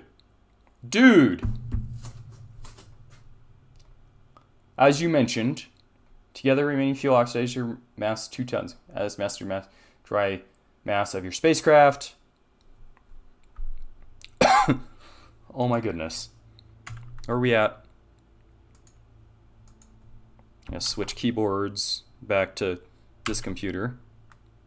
Okay, we're coming up on AP. We got 2.5 minutes. So current mass rate. Okay. So, okay, switch back to that keyboard, that computer. So, is that enough to make orbit?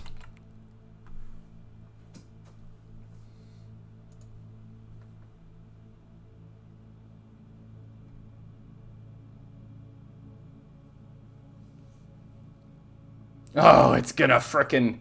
Oh, we can use the rocket equation! And the given information about your spacecraft. It's gonna do it. We're at 1:51, y'all. We're the LV909 Terrier liquid fuel engine with a vacuum-specific impulse of 345 seconds. First, oh my gosh. The suspense is killing me. We have 1:36, 35. GPT-4 is literally running these calculations real time, typing it out for us.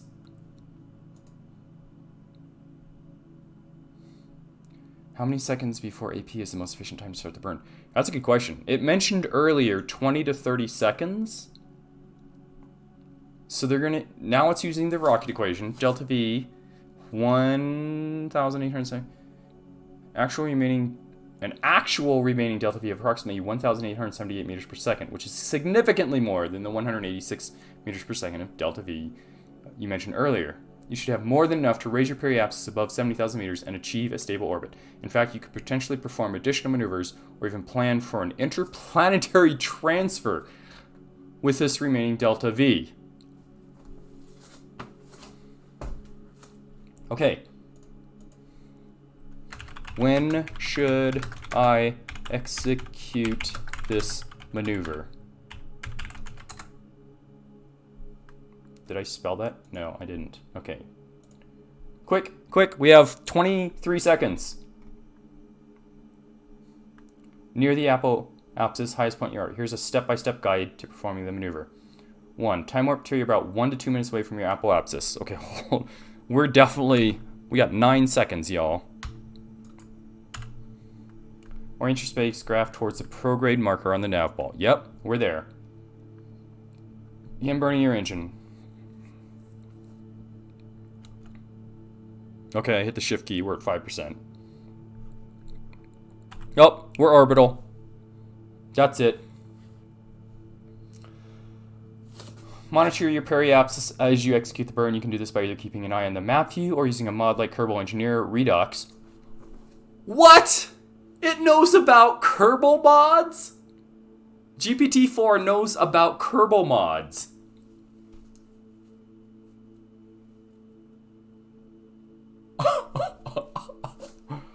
Stop burning your engine when your periapsis rises above 70,000 meters. At this point, you have achieved a stable orbit.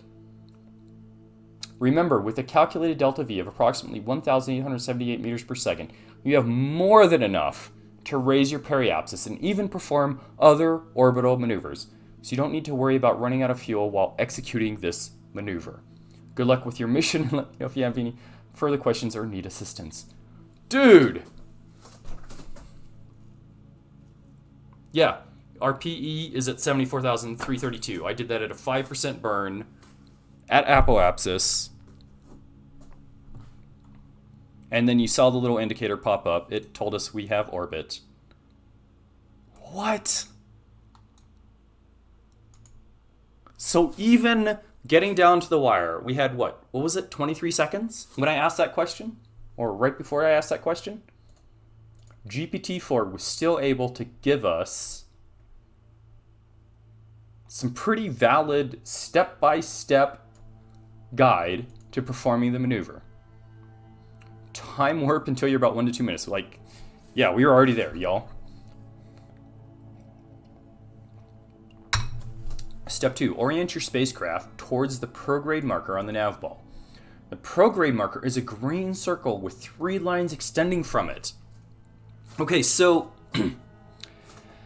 this is the first time it has mentioned what the prograde marker is. I've been meaning to get to that, but in this maneuver, this far along, this is the first time it has mentioned it. It would have been nice if it had mentioned that earlier, knowing that I was a beginner player. But still, it finally did do it. Pointing prograde means you're facing the direction your spacecraft is moving in. Also important. Begin burning your engine. As you burn fuel, you will increase your velocity, which will raise your periapsis. Now, it doesn't specify how to begin burning your engine. Now, as an advanced player, I know to hit the shift key. And it gave me the, whatever it was, 5% burn. A beginner might not know to do that.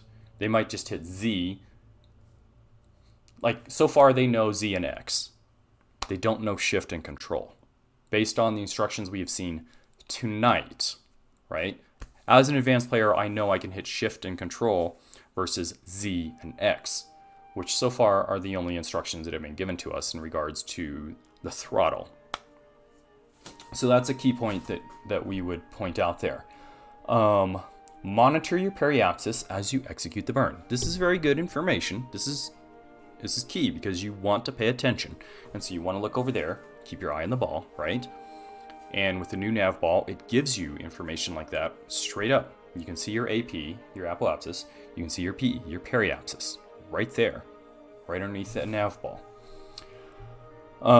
Now, it is assuming that we're still on KSP1, despite the fact that I'm doing this in KSP2. But the fact that it has knowledge, like within its sphere of understanding, GPT-4 knows about mods for KSP1, for Kerbal Space Program. And it recommends using a mod like Kerbal Engineer Redo to display your periapsis in the flight view. What?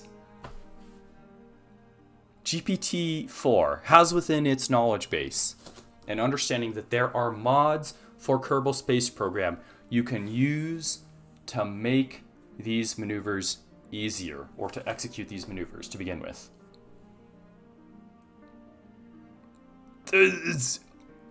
What? Finally, stop burning your engine when your periapsis rises above 70,000 meters. At this point, you have achieved stable orbit. Yeah, we're here. We're 74,353 meters. Here's our AP. Let me right-click that so you all can see it on the screen. There's the PE, the periapsis. The AP's up over there, right? Successful burn. We still have 178 delta V remaining. As per the calculations that we saw up here,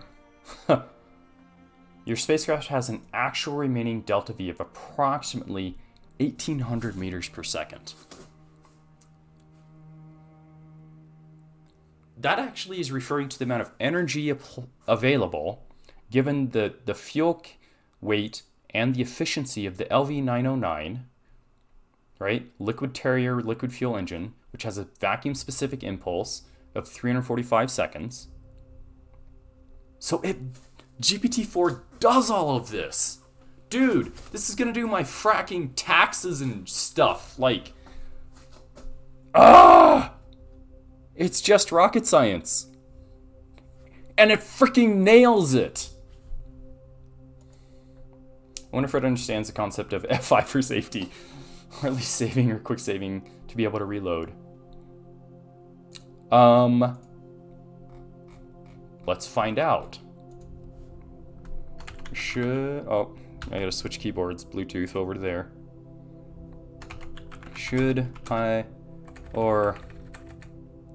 Can I save my progress now? Is that a good question? Is that how I should phrase it? How should I should ask it?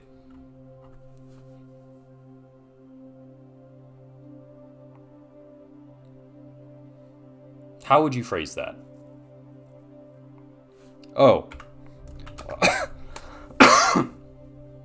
I made it to orbit. Can I save my progress now? Is that a better, like,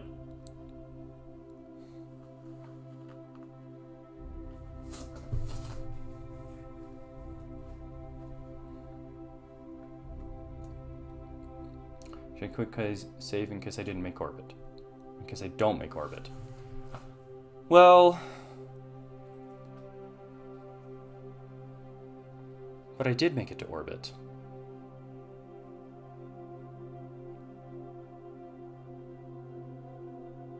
Okay, so let's do this. I'm gonna cut that. I'm gonna keep it. I'm gonna copy and paste your... Oh, wait. Let's paste that here so I don't lose it.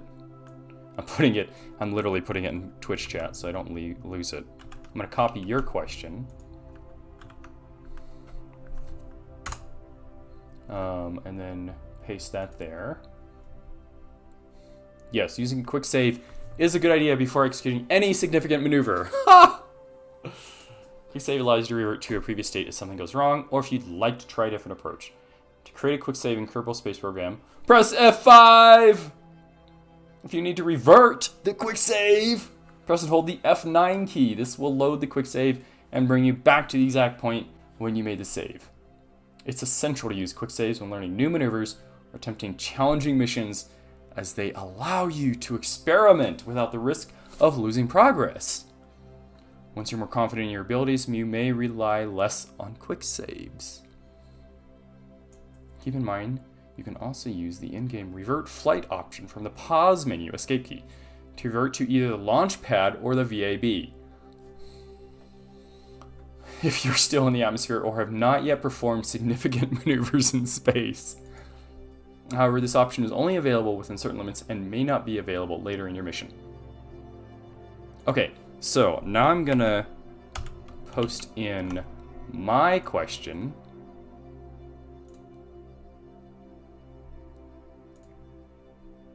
Made it to orbit. It congratulated me! In fact, it's a great idea to save after achieving significant milestones in your mission. And then it goes back into the, press F5. What? Oh my goodness. Dude.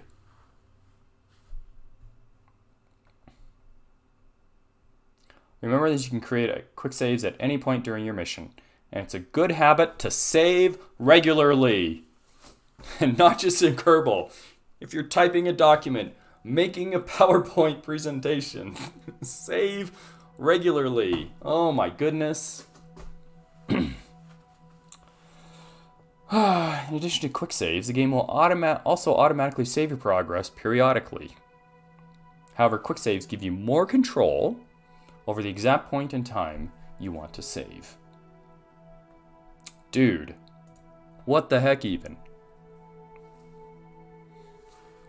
All right, next question. Okay.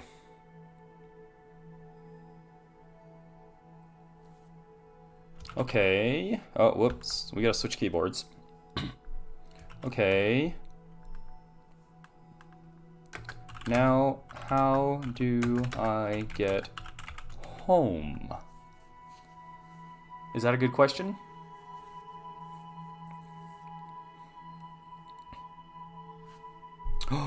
My engines are firing.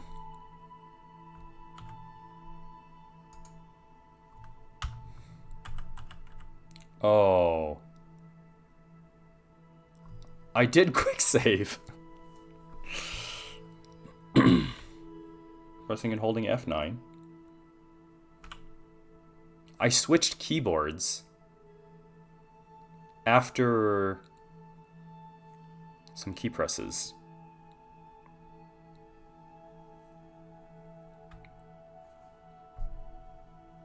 You can see the X and the M that I typed in the ChatGPT text box because I was on the wrong keyboard. Oh, that's human error right there. But we're reloading the last save.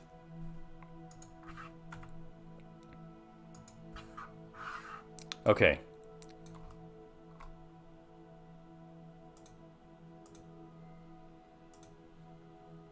We're back to, yeah, the save. We got 178 delta V remaining. Okay. Back over here, let's switch keyboards. Somebody remind me to switch keyboards. Or switch computers. Okay, so what does chat say? Good question. Okay, now how do I get home? And then submit that. GPT4 says to return your spacecraft and crew safely from orbit back to Kerbin. Perform a deorbit burn. Yeah.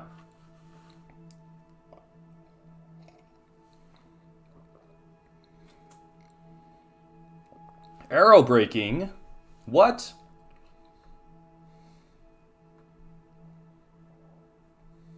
Without overheating your spacecraft. Time warp to apoapsis. To perform an efficient deorbit burn, warp to your apoapsis, the highest point in your orbit, where it requires the least amount of delta V to change your periapsis. Dude. Orient your spacecraft. Point your spacecraft towards the retrograde marker on the nav ball. The retrograde marker is a green circle with an X in the middle.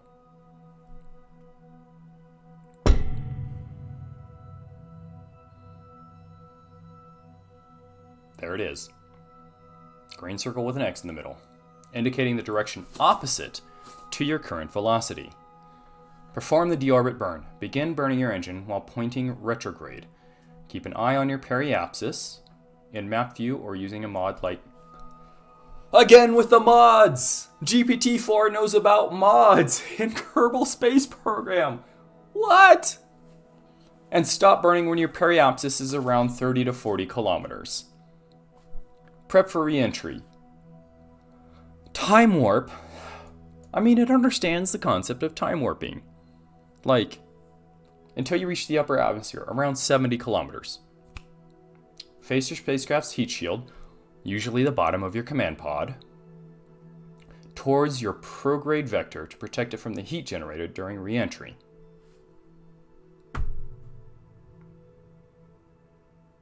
Wait. Heat shield prograde? That seems wrong.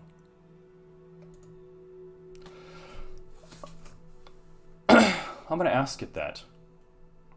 Re-entry and descent. As you descend through the atmosphere, the air resistance will slow you down. The heat shield will protect your spacecraft from the high temperatures. Okay, deploy the parachute. Once your speed has decreased significantly, below 250 meters per second, and you're at a safe altitude, below 10 kilometers, deploy your Mark 16 parachute by staging or right-clicking on it and selecting deploy. Okay, so that's another first. We have learned that staging is usually pressing the spacebar, but it's actually recommending another action, which is right-clicking on the space or on the parachute and selecting deploy. Like it's giving us other options, multiple methods for how to do things. That's pretty fantastic, not gonna lie. The parachute will fully deploy at around 1,000 meters altitude and slow your descent to a safe landing speed. Step 8. Slowly touch down. Once your spacecraft touches down, you've successfully turned your crew to Kerbin. Remember to quick save. There it is, Smiler. Remember to quick save before starting the deorbit burn, so you can revert F9 if something goes wrong or you need to make adjustments. Okay, so I noticed an error.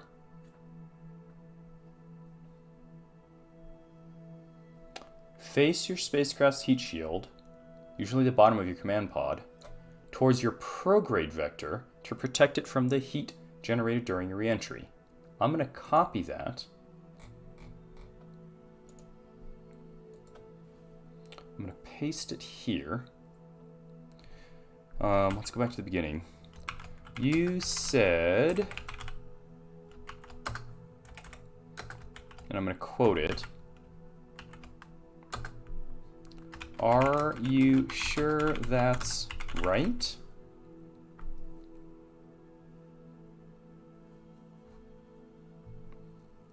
And let's see what happens, because I am curious. LOL. Is that not heat shield towards the direction of travel? I mean, the picture that, and it sounds right to me.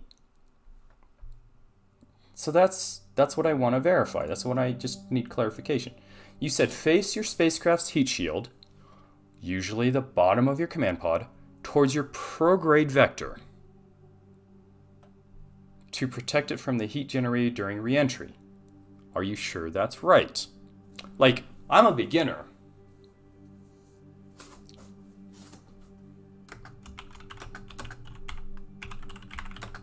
So I'm just double checking.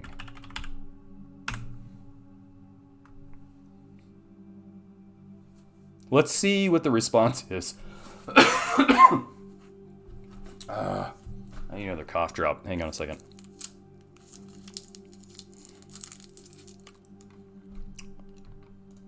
Good question. Okay, fantastic.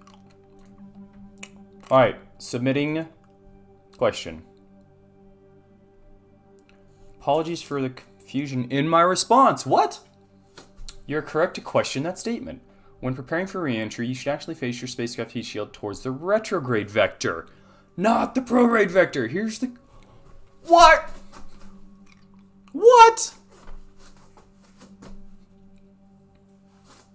The retrograde vector is the opposite direction to your current velocity, which will expose the heat shield to the highest heat load during re-entry, protecting your spacecraft and crew. Thank you for pointing out the error, and I hope this clears up any confusion. What? Are you kidding me? It's like the damn thing is learning real time, but also it knows. Like, only because I asked it to double check. It was like, oh yeah, let me look at that information again. And then, oh yeah, I was wrong. Here's the right information? What? Here's the thing. I've seen this in other examples in my experimentation over the last day, since GPT4 was released yesterday. I've seen other examples of this happening. I did not expect it to work in such a complex system as rocket science in a simulated rocket science game called Kerbal Space Program. And it is literally... Here's the thing. I didn't tell it it was wrong. I just quoted it back what it said and asked it, are you sure that's right? I'm a beginner, so I'm just double checking. I did not say it was wrong. I just simply question whether it was right. And it came back with, first, an apology, and second, I was correct to question that statement.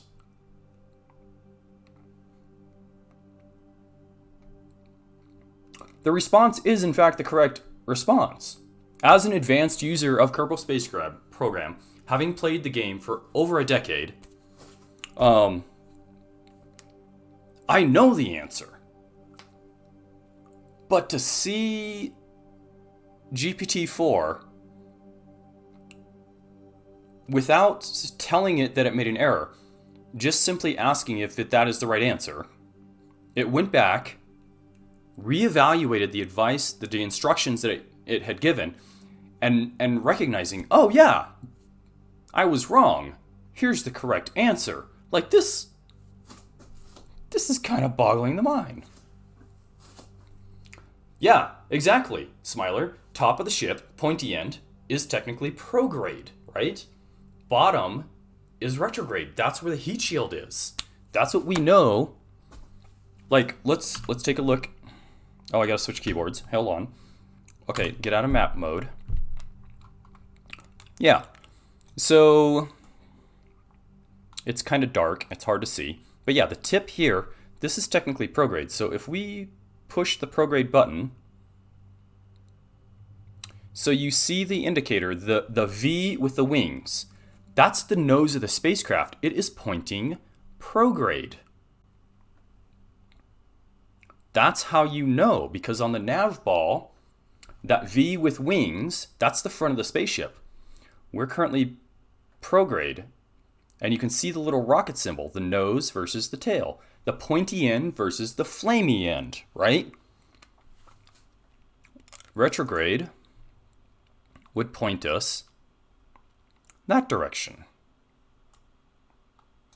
which is backwards of things.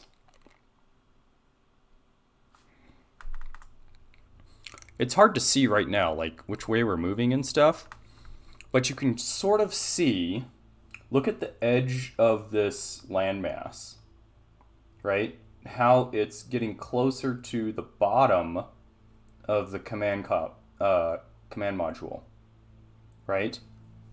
That's the way that we can see that visually, the actual representation of what retrograde is versus prograde. And so that's why it makes more sense. It's actually inverse from what the diagram shows in the nav ball with the spacecraft, because right now it shows the nose pointing at the retrograde indicator.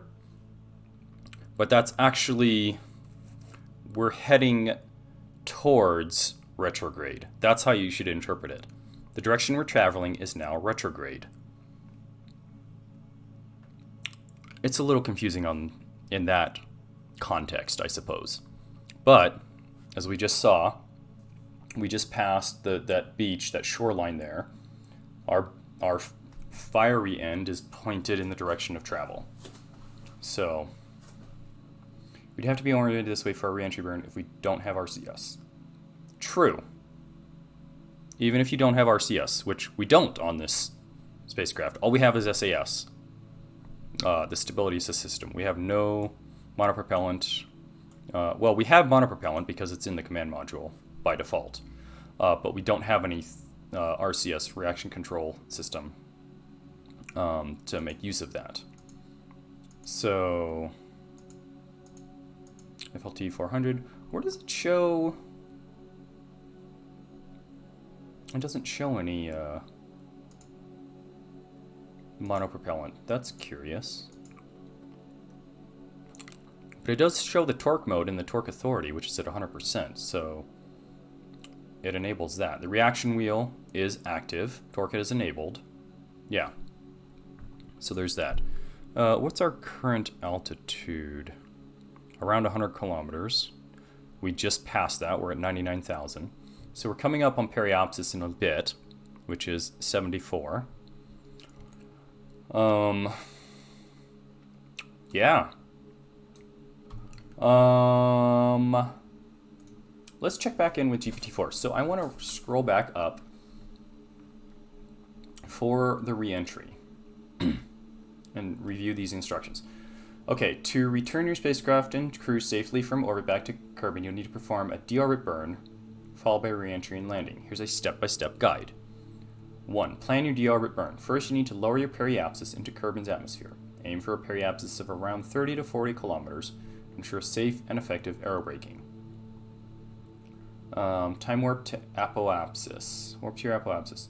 Orient your spacecraft. Perform the deorbit burn. Begin burning your engine while pointed retrograde. Keep an eye on your periapsis. And stop burning when your periapsis is around 30 to 40 kilometers. Prepare for re-entry.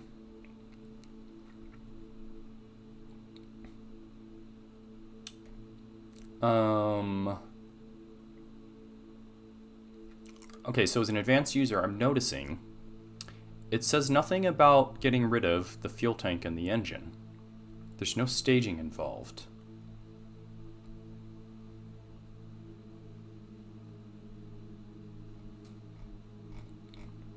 So, I am going to let GPT-4 know that. I reviewed your deorbit instructions.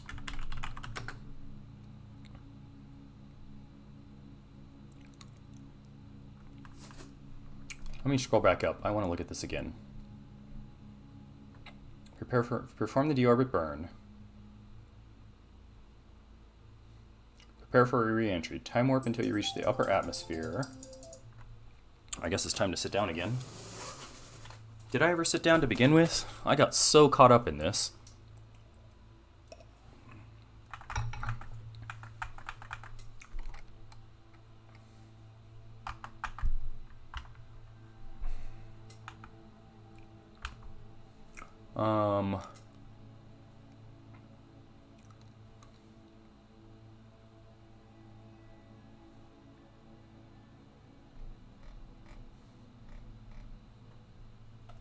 Okay, so I reviewed your deorbit instructions.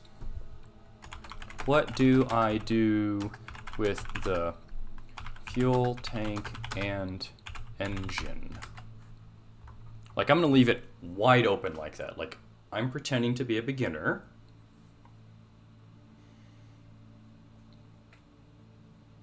So I'm gonna ask it a kind of a dumb question, like a generic open-ended question like that.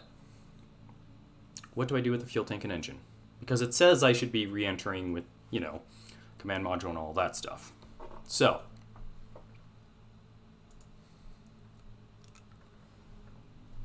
you're right, I didn't mention that. What?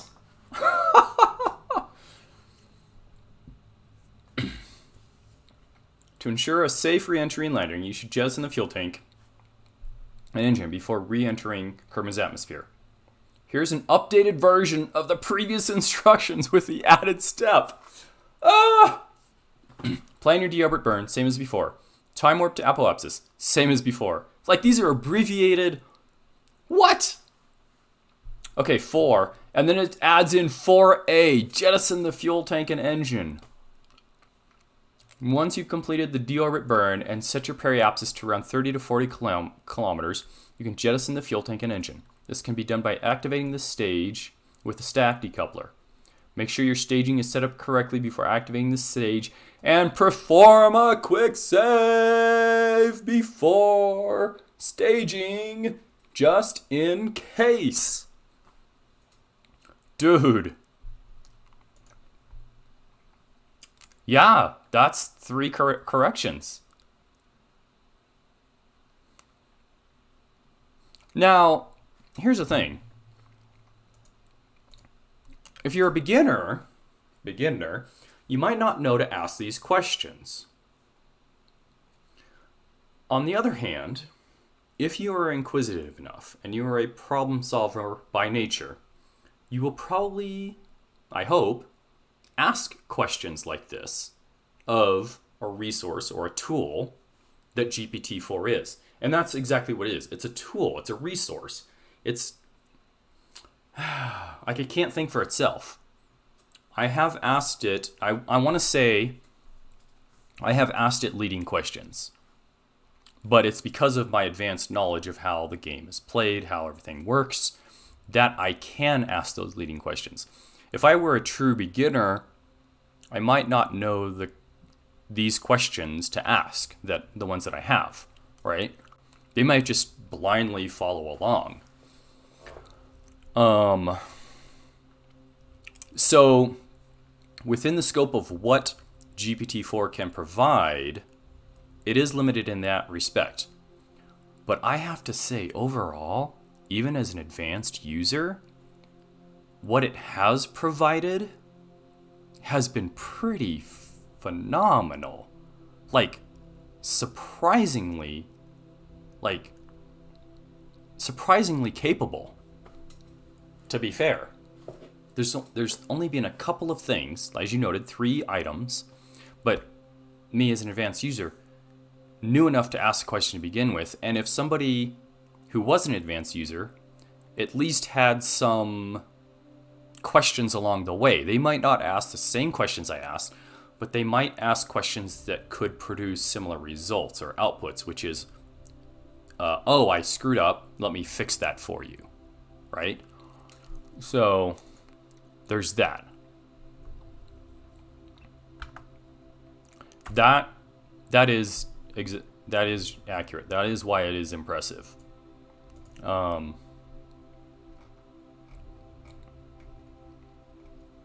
mean, it's not passing this test with flying colors, but I will say this: it is passing this test like pretty freaking good. Still, like, it's like the information it has provided us, dude, the calculations alone. Like, I asked a dumb question and it went into this whole math explanation. Like, literally, it brought up the rocket equation and was calculating radius of your orbit, and here's your major axis, and here's this, and here's that. And then I was like, okay, So I do know my fuel. It says LF equals zero point 0.4 tons and my OX equals 1.6 tons. It's like, oh, well, now that you told me that, I can now plug all that in and I can give you a more accurate answer. Like, who even does that? What?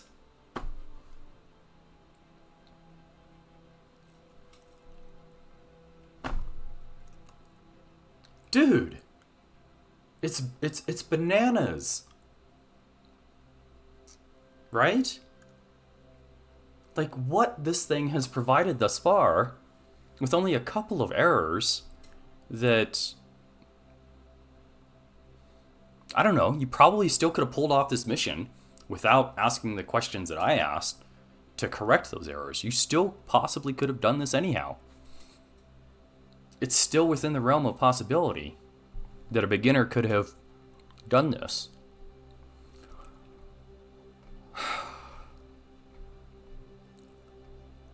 Like, what? This is wild.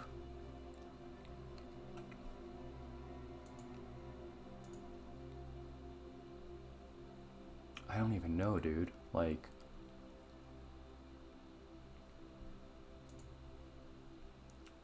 it's kind of mind-boggling. I'm glad you're here to see this. All right. So,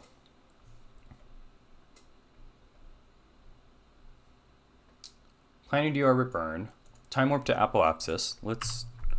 Oh, I gotta switch computers on the keyboard. I'm using one keyboard on two computers, so that's why I gotta keep switching this. Okay.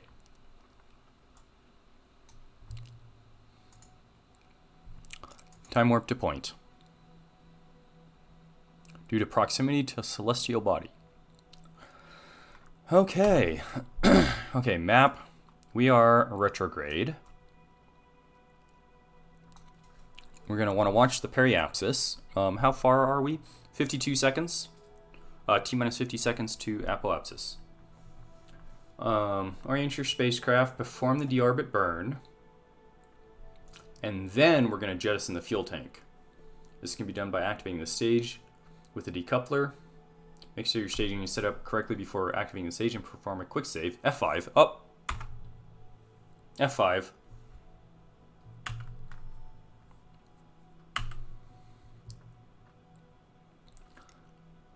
Yeah, because the last two mistakes would have been correctable after F9 and asking about what went wrong. Very good point. Yeah, a beginner could have done that. They could have screwed up and been like, all right, I'm going to reload because GPT-4 actually told me F5 and F9, right? And I could ask, like, hey, this didn't work, and then GPT-4 could have provided the answer. That's entirely plausible in the realm of what we've seen thus far. First, it got us to space. Second, we're now in orbit. Now that we are in orbit, we're coming home, which is the third part, right, of tonight's stream. And it's telling us how to get home. What? All right. I think we passed apoapsis. All right. 32,000 on the periapsis, which is between the 30 and 40 that it recommended.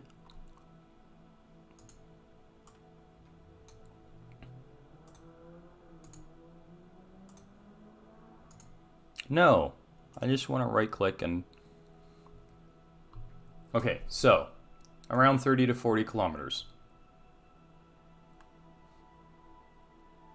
It's going to be done by activating the stage with the stack decoupler.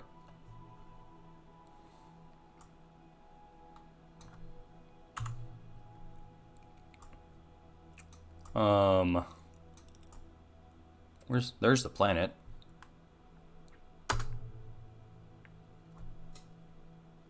Stack decoupler. Staging. All right, fam.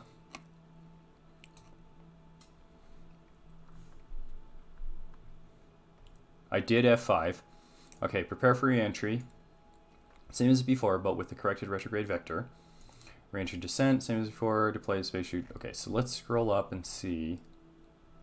you save any of your streams as highlights? This would be fascinating to review. Yeah, absolutely. I have traditionally only saved my Kerbal streams. Recently, I started highlighting and saving my dual universe saves because of the voxelmancy, like building with voxels and stuff. But yeah, I have always, for as long as I go back, highlighted and saved my Kerbal Space Program streams. So this is certainly something that I'm going to go back, please clip things. If you haven't been already, clip them from now on, I guess. But yeah, this stream, I want to make this a case study. I want to throw this out there to the universe, the world. Like, it's only been a day since GPT-4 was released. I am literally, and you can see here on stream, I'm doing this all live. I'm following GPT-4's instructions. I'm asking it questions, and it's correcting itself live. Like, you can, as a beginner, you can learn rocket science like this. Literally. In Kerbal Space Program, or in my case, I'm using Kerbal Space Program 2. All of this stuff is still very valid. There's only one discrepancy between the two, and that is the decoupler, which is in KSP1, it's the TD18. Let's scroll back up here because it tells us. Or maybe it was down. I'm going to find it somewhere in here. Right here, the TR18A stack decoupler. In KSP2 is now the TD12 stack decoupler. So they slightly changed the name. That's the first and only discrepancy I've seen between KSP1 and 2 thus far. There may be additional ones, but otherwise the tanks, like the FLT400, FLT800, those are the same. The engines, the LVT330 and the LVT45, which is gimbaled, like GPT-4 specifically calls out the LVT45 because it's a gimbaled engine. Like, what? Like, that is further up. If you go back and review the VOD, you'll see that information in those instructions. I can literally just scroll all the way back up. It talks about F5 because you brought that up. Chat brought that up, right? Here's the calculations for delta V and stuff and fuel. Like, because I kept questioning it. Like, can I make this? Can I do this orbit? Can I get to orbit? Here's the FLT400 fuel tank. It tells us it has a mass. The full tank, since you have already used some fuel, your fuel's total mass will be less. And it's like, da da da. And I'm like, oh, I do know that. LF, liquid fuel, and OX is great. And then it carries out the freaking calculation and tells us that information. And then I'm like, yeah, so is that enough to make orbit? Because it still didn't technically answer the question, but it's like, okay, yeah, let's do the math.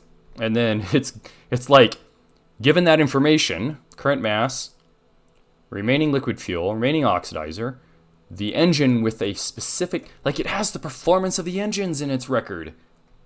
Like, it knows all this, and it does the freaking math. And then it's got delta V. It does the math. Like, what?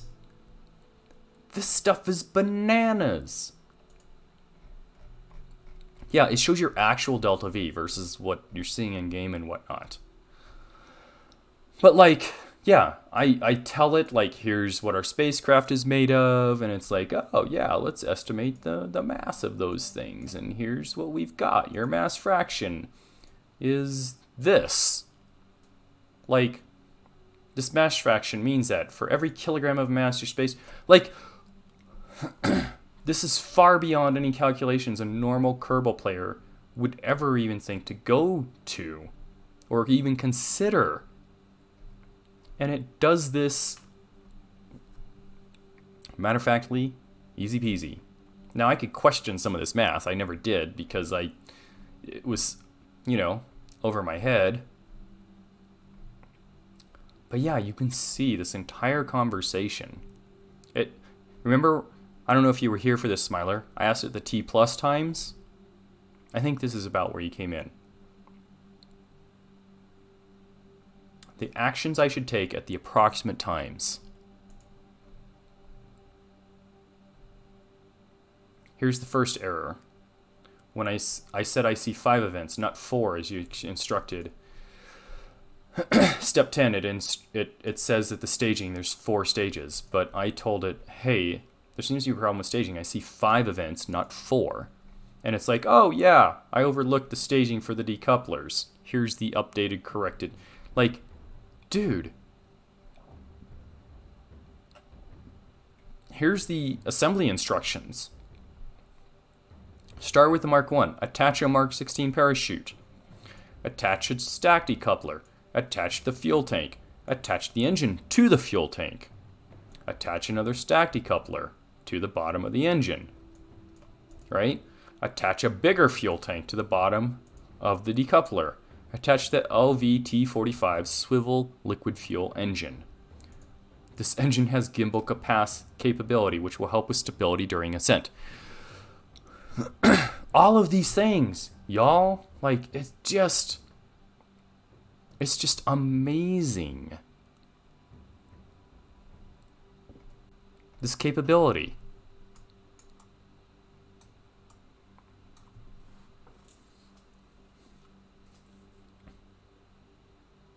Heckin' A, y'all. This... Oh, what?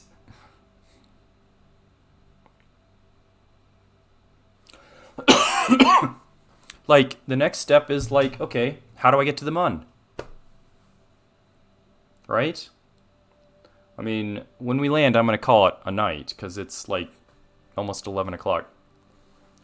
Close up the heat shield. Yeah, let's take a look here. Hold up. I'm going to flip us around. What's our altitude? 471 kilometers. I don't technically have a heat shield. I just have the command module. I never attached a heat shield. It didn't tell me to. Our orbit, we're at 1646 and climbing meters per second. We're going to be using the heat shield that's built into the Mark 1 tin can. We don't have an extra heat shield. All right, I'm going to turn back to retrograde so that we re-enter appropriately. Well, this will be interesting. Hey, if we were coming in hot at like 2,500, 3,500 meters per second, I would understand. But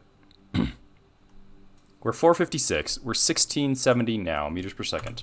By the time we get to re-entry around here, we're at 2,200 meters per second. I'm going to warp. I'm just guesstimating. 21, 22, up. I was off about 10%. We're at 24, 26, re-entering the atmosphere. So it's plus or minus 10%, 200 meters per second, roughly. So I estimated 2,200. It was 24-ish, a little bit over 2,400. That's still well within the performance envelope of the MK1 command module as far as re-entry. We will be fine. If it was up like 3,000, 3,500, then I would certainly be concerned. But we're already in the atmo at 2,400-ish, approaching 2,500. Wait, our altitude's at 90... What? Oh, it was a time warp. We actually haven't hit the atmo yet. Curious. We are using an aerobraking maneuver, which is what GPT-4 recommended. A periapsis between 30 and 40 kilometers. So, yeah, I guess your statement still stands. This will be interesting.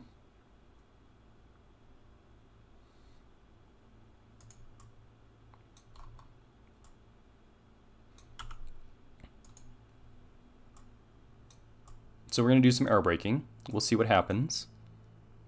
Altitude 78.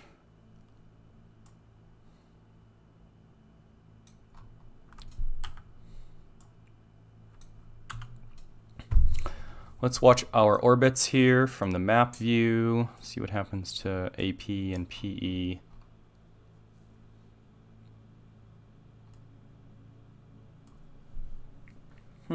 Clicking the middle mouse wheel allows you to translate celestial bodies and such around. That's new. Alright, we're at 64,000, descending to a periapsis of roughly 32 kilometers. We'll see how that actually goes. Speed is at 2,600 meters per second.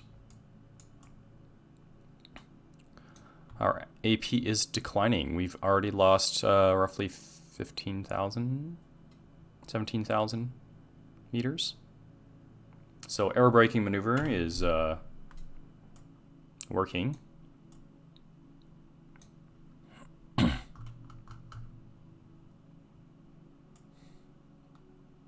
So they haven't added in the, I guess, the heat effects yet in the visualizations for a fiery reentry. So the one thing that does kind of bug me with the new KSP2 is that when you're in space, the stars twinkle.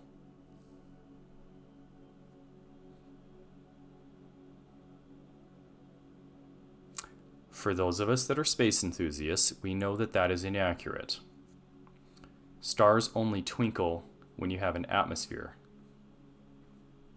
Irregularities in the atmosphere cause stars to twinkle. When you're in outer space, without any atmospheric disturbances, stars do not twinkle.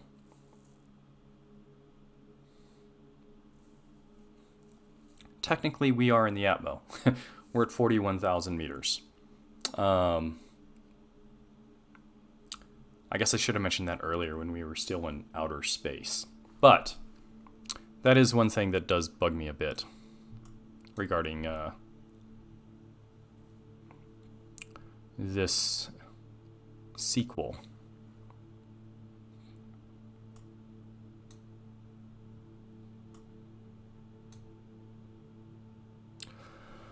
All right, 36,000 meters and falling. Let's check the map. Oh, we no longer have an AP. We are on a descent trajectory. So far it looks like a splashdown.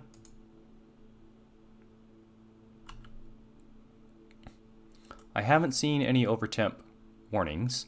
Our velocity has also diminished. We're now below 2,000 meters per second. Last time I checked, we were up at 2,600-ish, and maybe climbing. But now we're well below 2,000 meters per second. We're definitely we've got induced drag due to atmosphere, which is slowing us down and continuing to drop us lower. It's too dark to see if there's landmass here or if we're going to splash down, but we're going to find out sooner or later.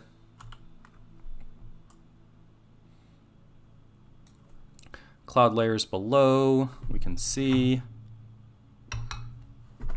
25,000 meters and falling.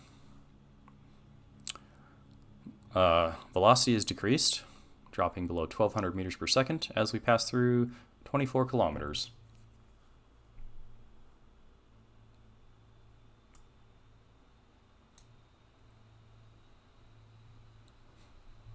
It's so weird. Wanting to look up to the top center for all of our ranging and altitude type stuff. Currently it's showing ground of 20 kilometers and falling. Velocity has dropped below 800 meters per second.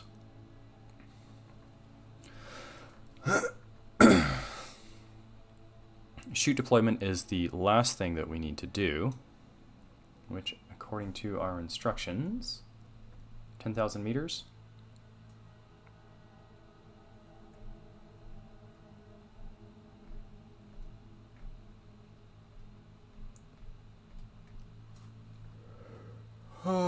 Below 250 meters per second and a safe altitude below 10 kilometers. So we're at 13,000.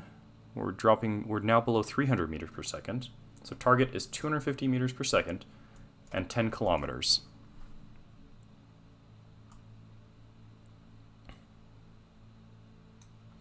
That's the advice given to us by GPT-4. 259, 11 kilometers and falling. 253. All right, we're below 10,000. There's 250 meters per second, and we're below 10,000. We're just marginally. So I deployed slightly above 250. It was like 251, 252 at like 9,000 meters. So, but now that the chute is deployed, it has not reefed yet. We're still at 3,500 meters and falling, 200 meters per second. Slowing. We're now under 200 meters per second. Less than 1,500 meters in altitude. And there it goes. Parachute has reefed. 600 meters. Descent velocity is now approaching 6 meters per second. Alright, 600 meters in altitude and falling. Constant rate of descent at 6.1 meters per second. All's good. It feels like the Kraken has control of it, wiggling all over like that. And it does appear as though we're gonna ground. Can I click on this? Oh, there's C is 680 something. Ground is 470. So we're landing roughly 180 meters above sea level. Yeah, we're landing on ground. This is not a splashdown. Also, let's take a look. There's KSC. So we probably could have timed it a little better to get closer to Kerbal Space Center. But we're beginners. We don't know where we're landing. We don't know how to do this stuff. We're just following some instructions. Somebody's helmet was poking through the bottom there. Alright, 6 meters per second, 260 meters to ground. It's so dark. Well, I have lamps shining in my face too, so. Shallower, yeah, probably put us closer to KSC. Or delaying the burn. Another 10 or 20 seconds from when we actually executed the burn. That could have also put us closer to KSC.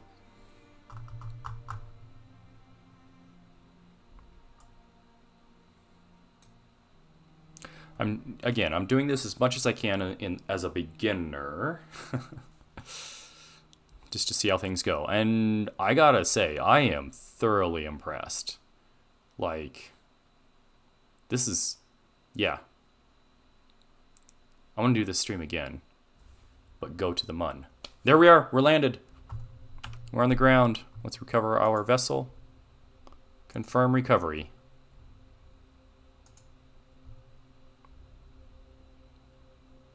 Kerbal Space Center.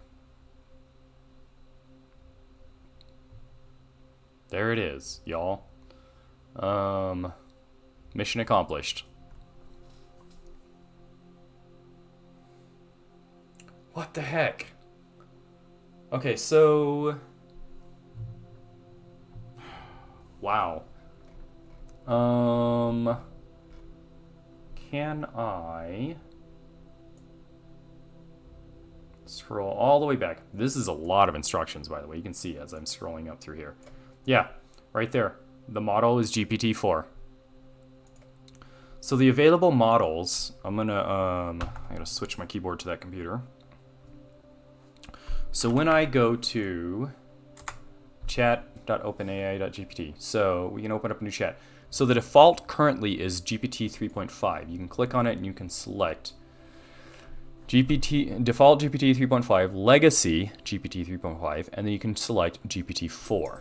So that's the key difference. So as you see, I scrolled all the way back up. We use GPT-4 for this stream.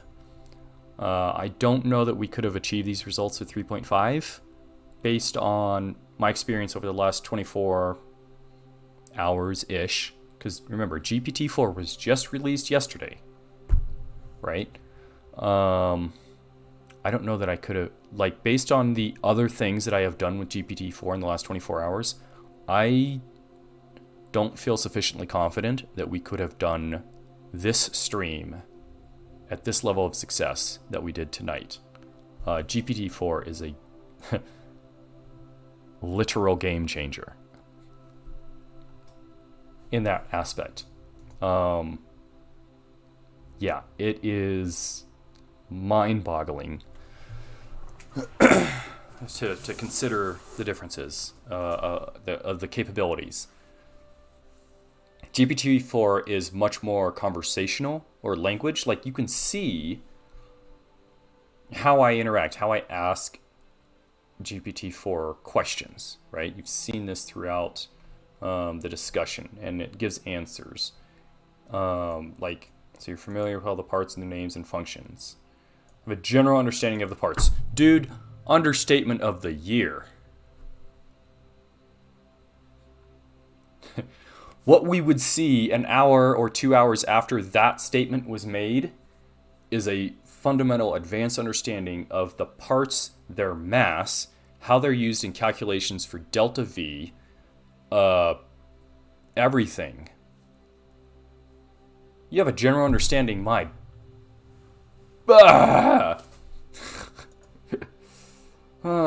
based on the information available up until September 2021.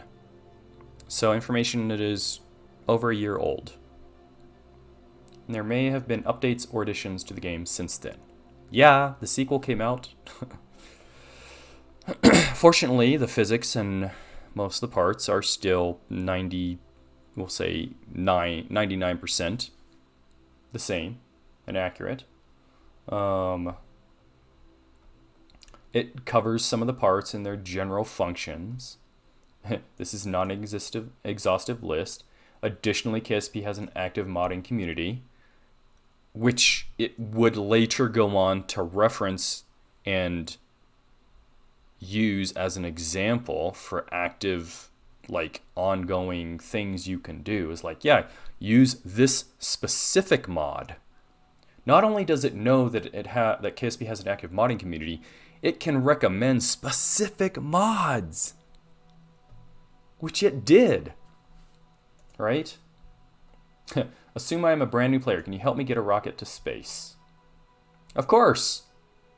As a new player, building a simple rocket to reach space is a great starting point. GPT-4 is so helpful and friendly and encouraging in that respect. Here's a step-by-step guide. Like, it tells you, click on the pods category and select the MK1 command pod. Then it tells you, to ensure a safe return for your Kerbals, add a parachute. Like, dude, so many things. Decoupler, fuel tank, engine. Which engine should we be using? Fins to improve stability. Assign your crew. Save and launch your rocket. How to launch your rocket. Throttle up. Press the Z key to set your throttle maximum. Stability assist. Press T. Like, all of these things, it literally goes and does that. Why that date? So that has to do with the data sets that they were using. I don't know why that date specifically. I just know that it has to do with the data sets they were using. Maybe that's when they stopped updating them, or they can only work so fast, because there are still humans that are going back through the data that is accessible to GPT. They're tagging the information, they're applying filters to various things. They're working on the data sets for the large language model that is being employed to create GPT-4. So there's still a certain degree of human interaction that goes into training the AI for this capability.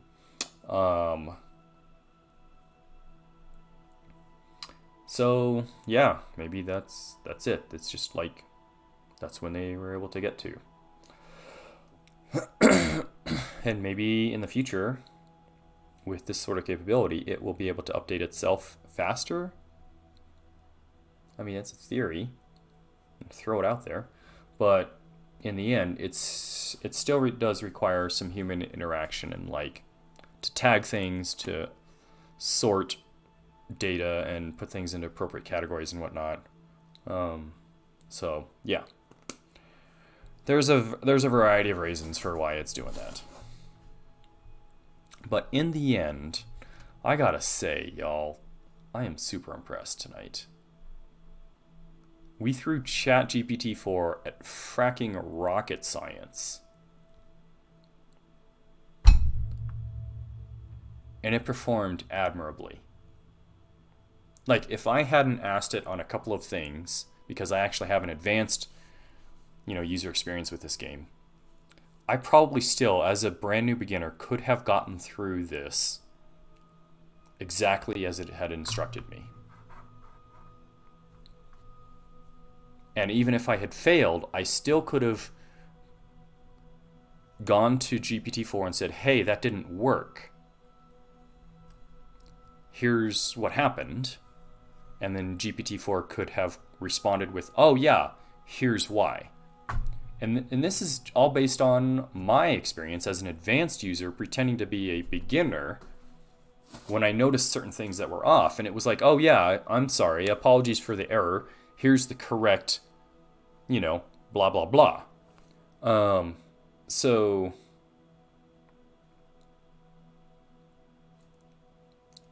I want to go to the moon.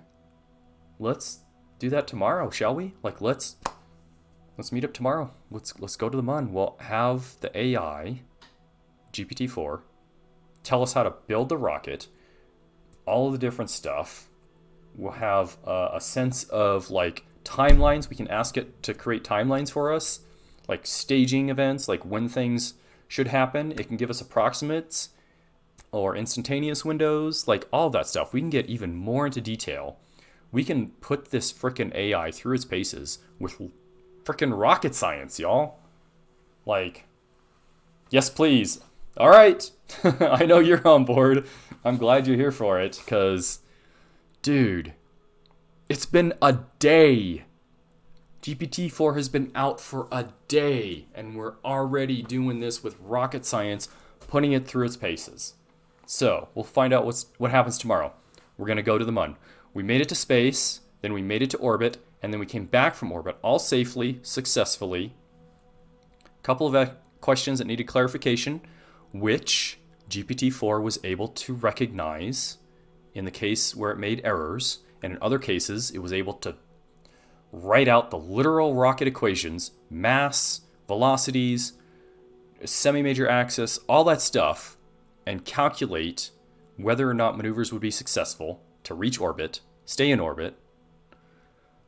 Yeah, mind boggled. This is amazing stuff. So, tomorrow, going to the moon, GPT-4 will tell us how to do it. Literally build a rocket, when to do things, at least approximate times, maybe instantaneous times, who knows. We're going to find out. So, with that in mind, thank you.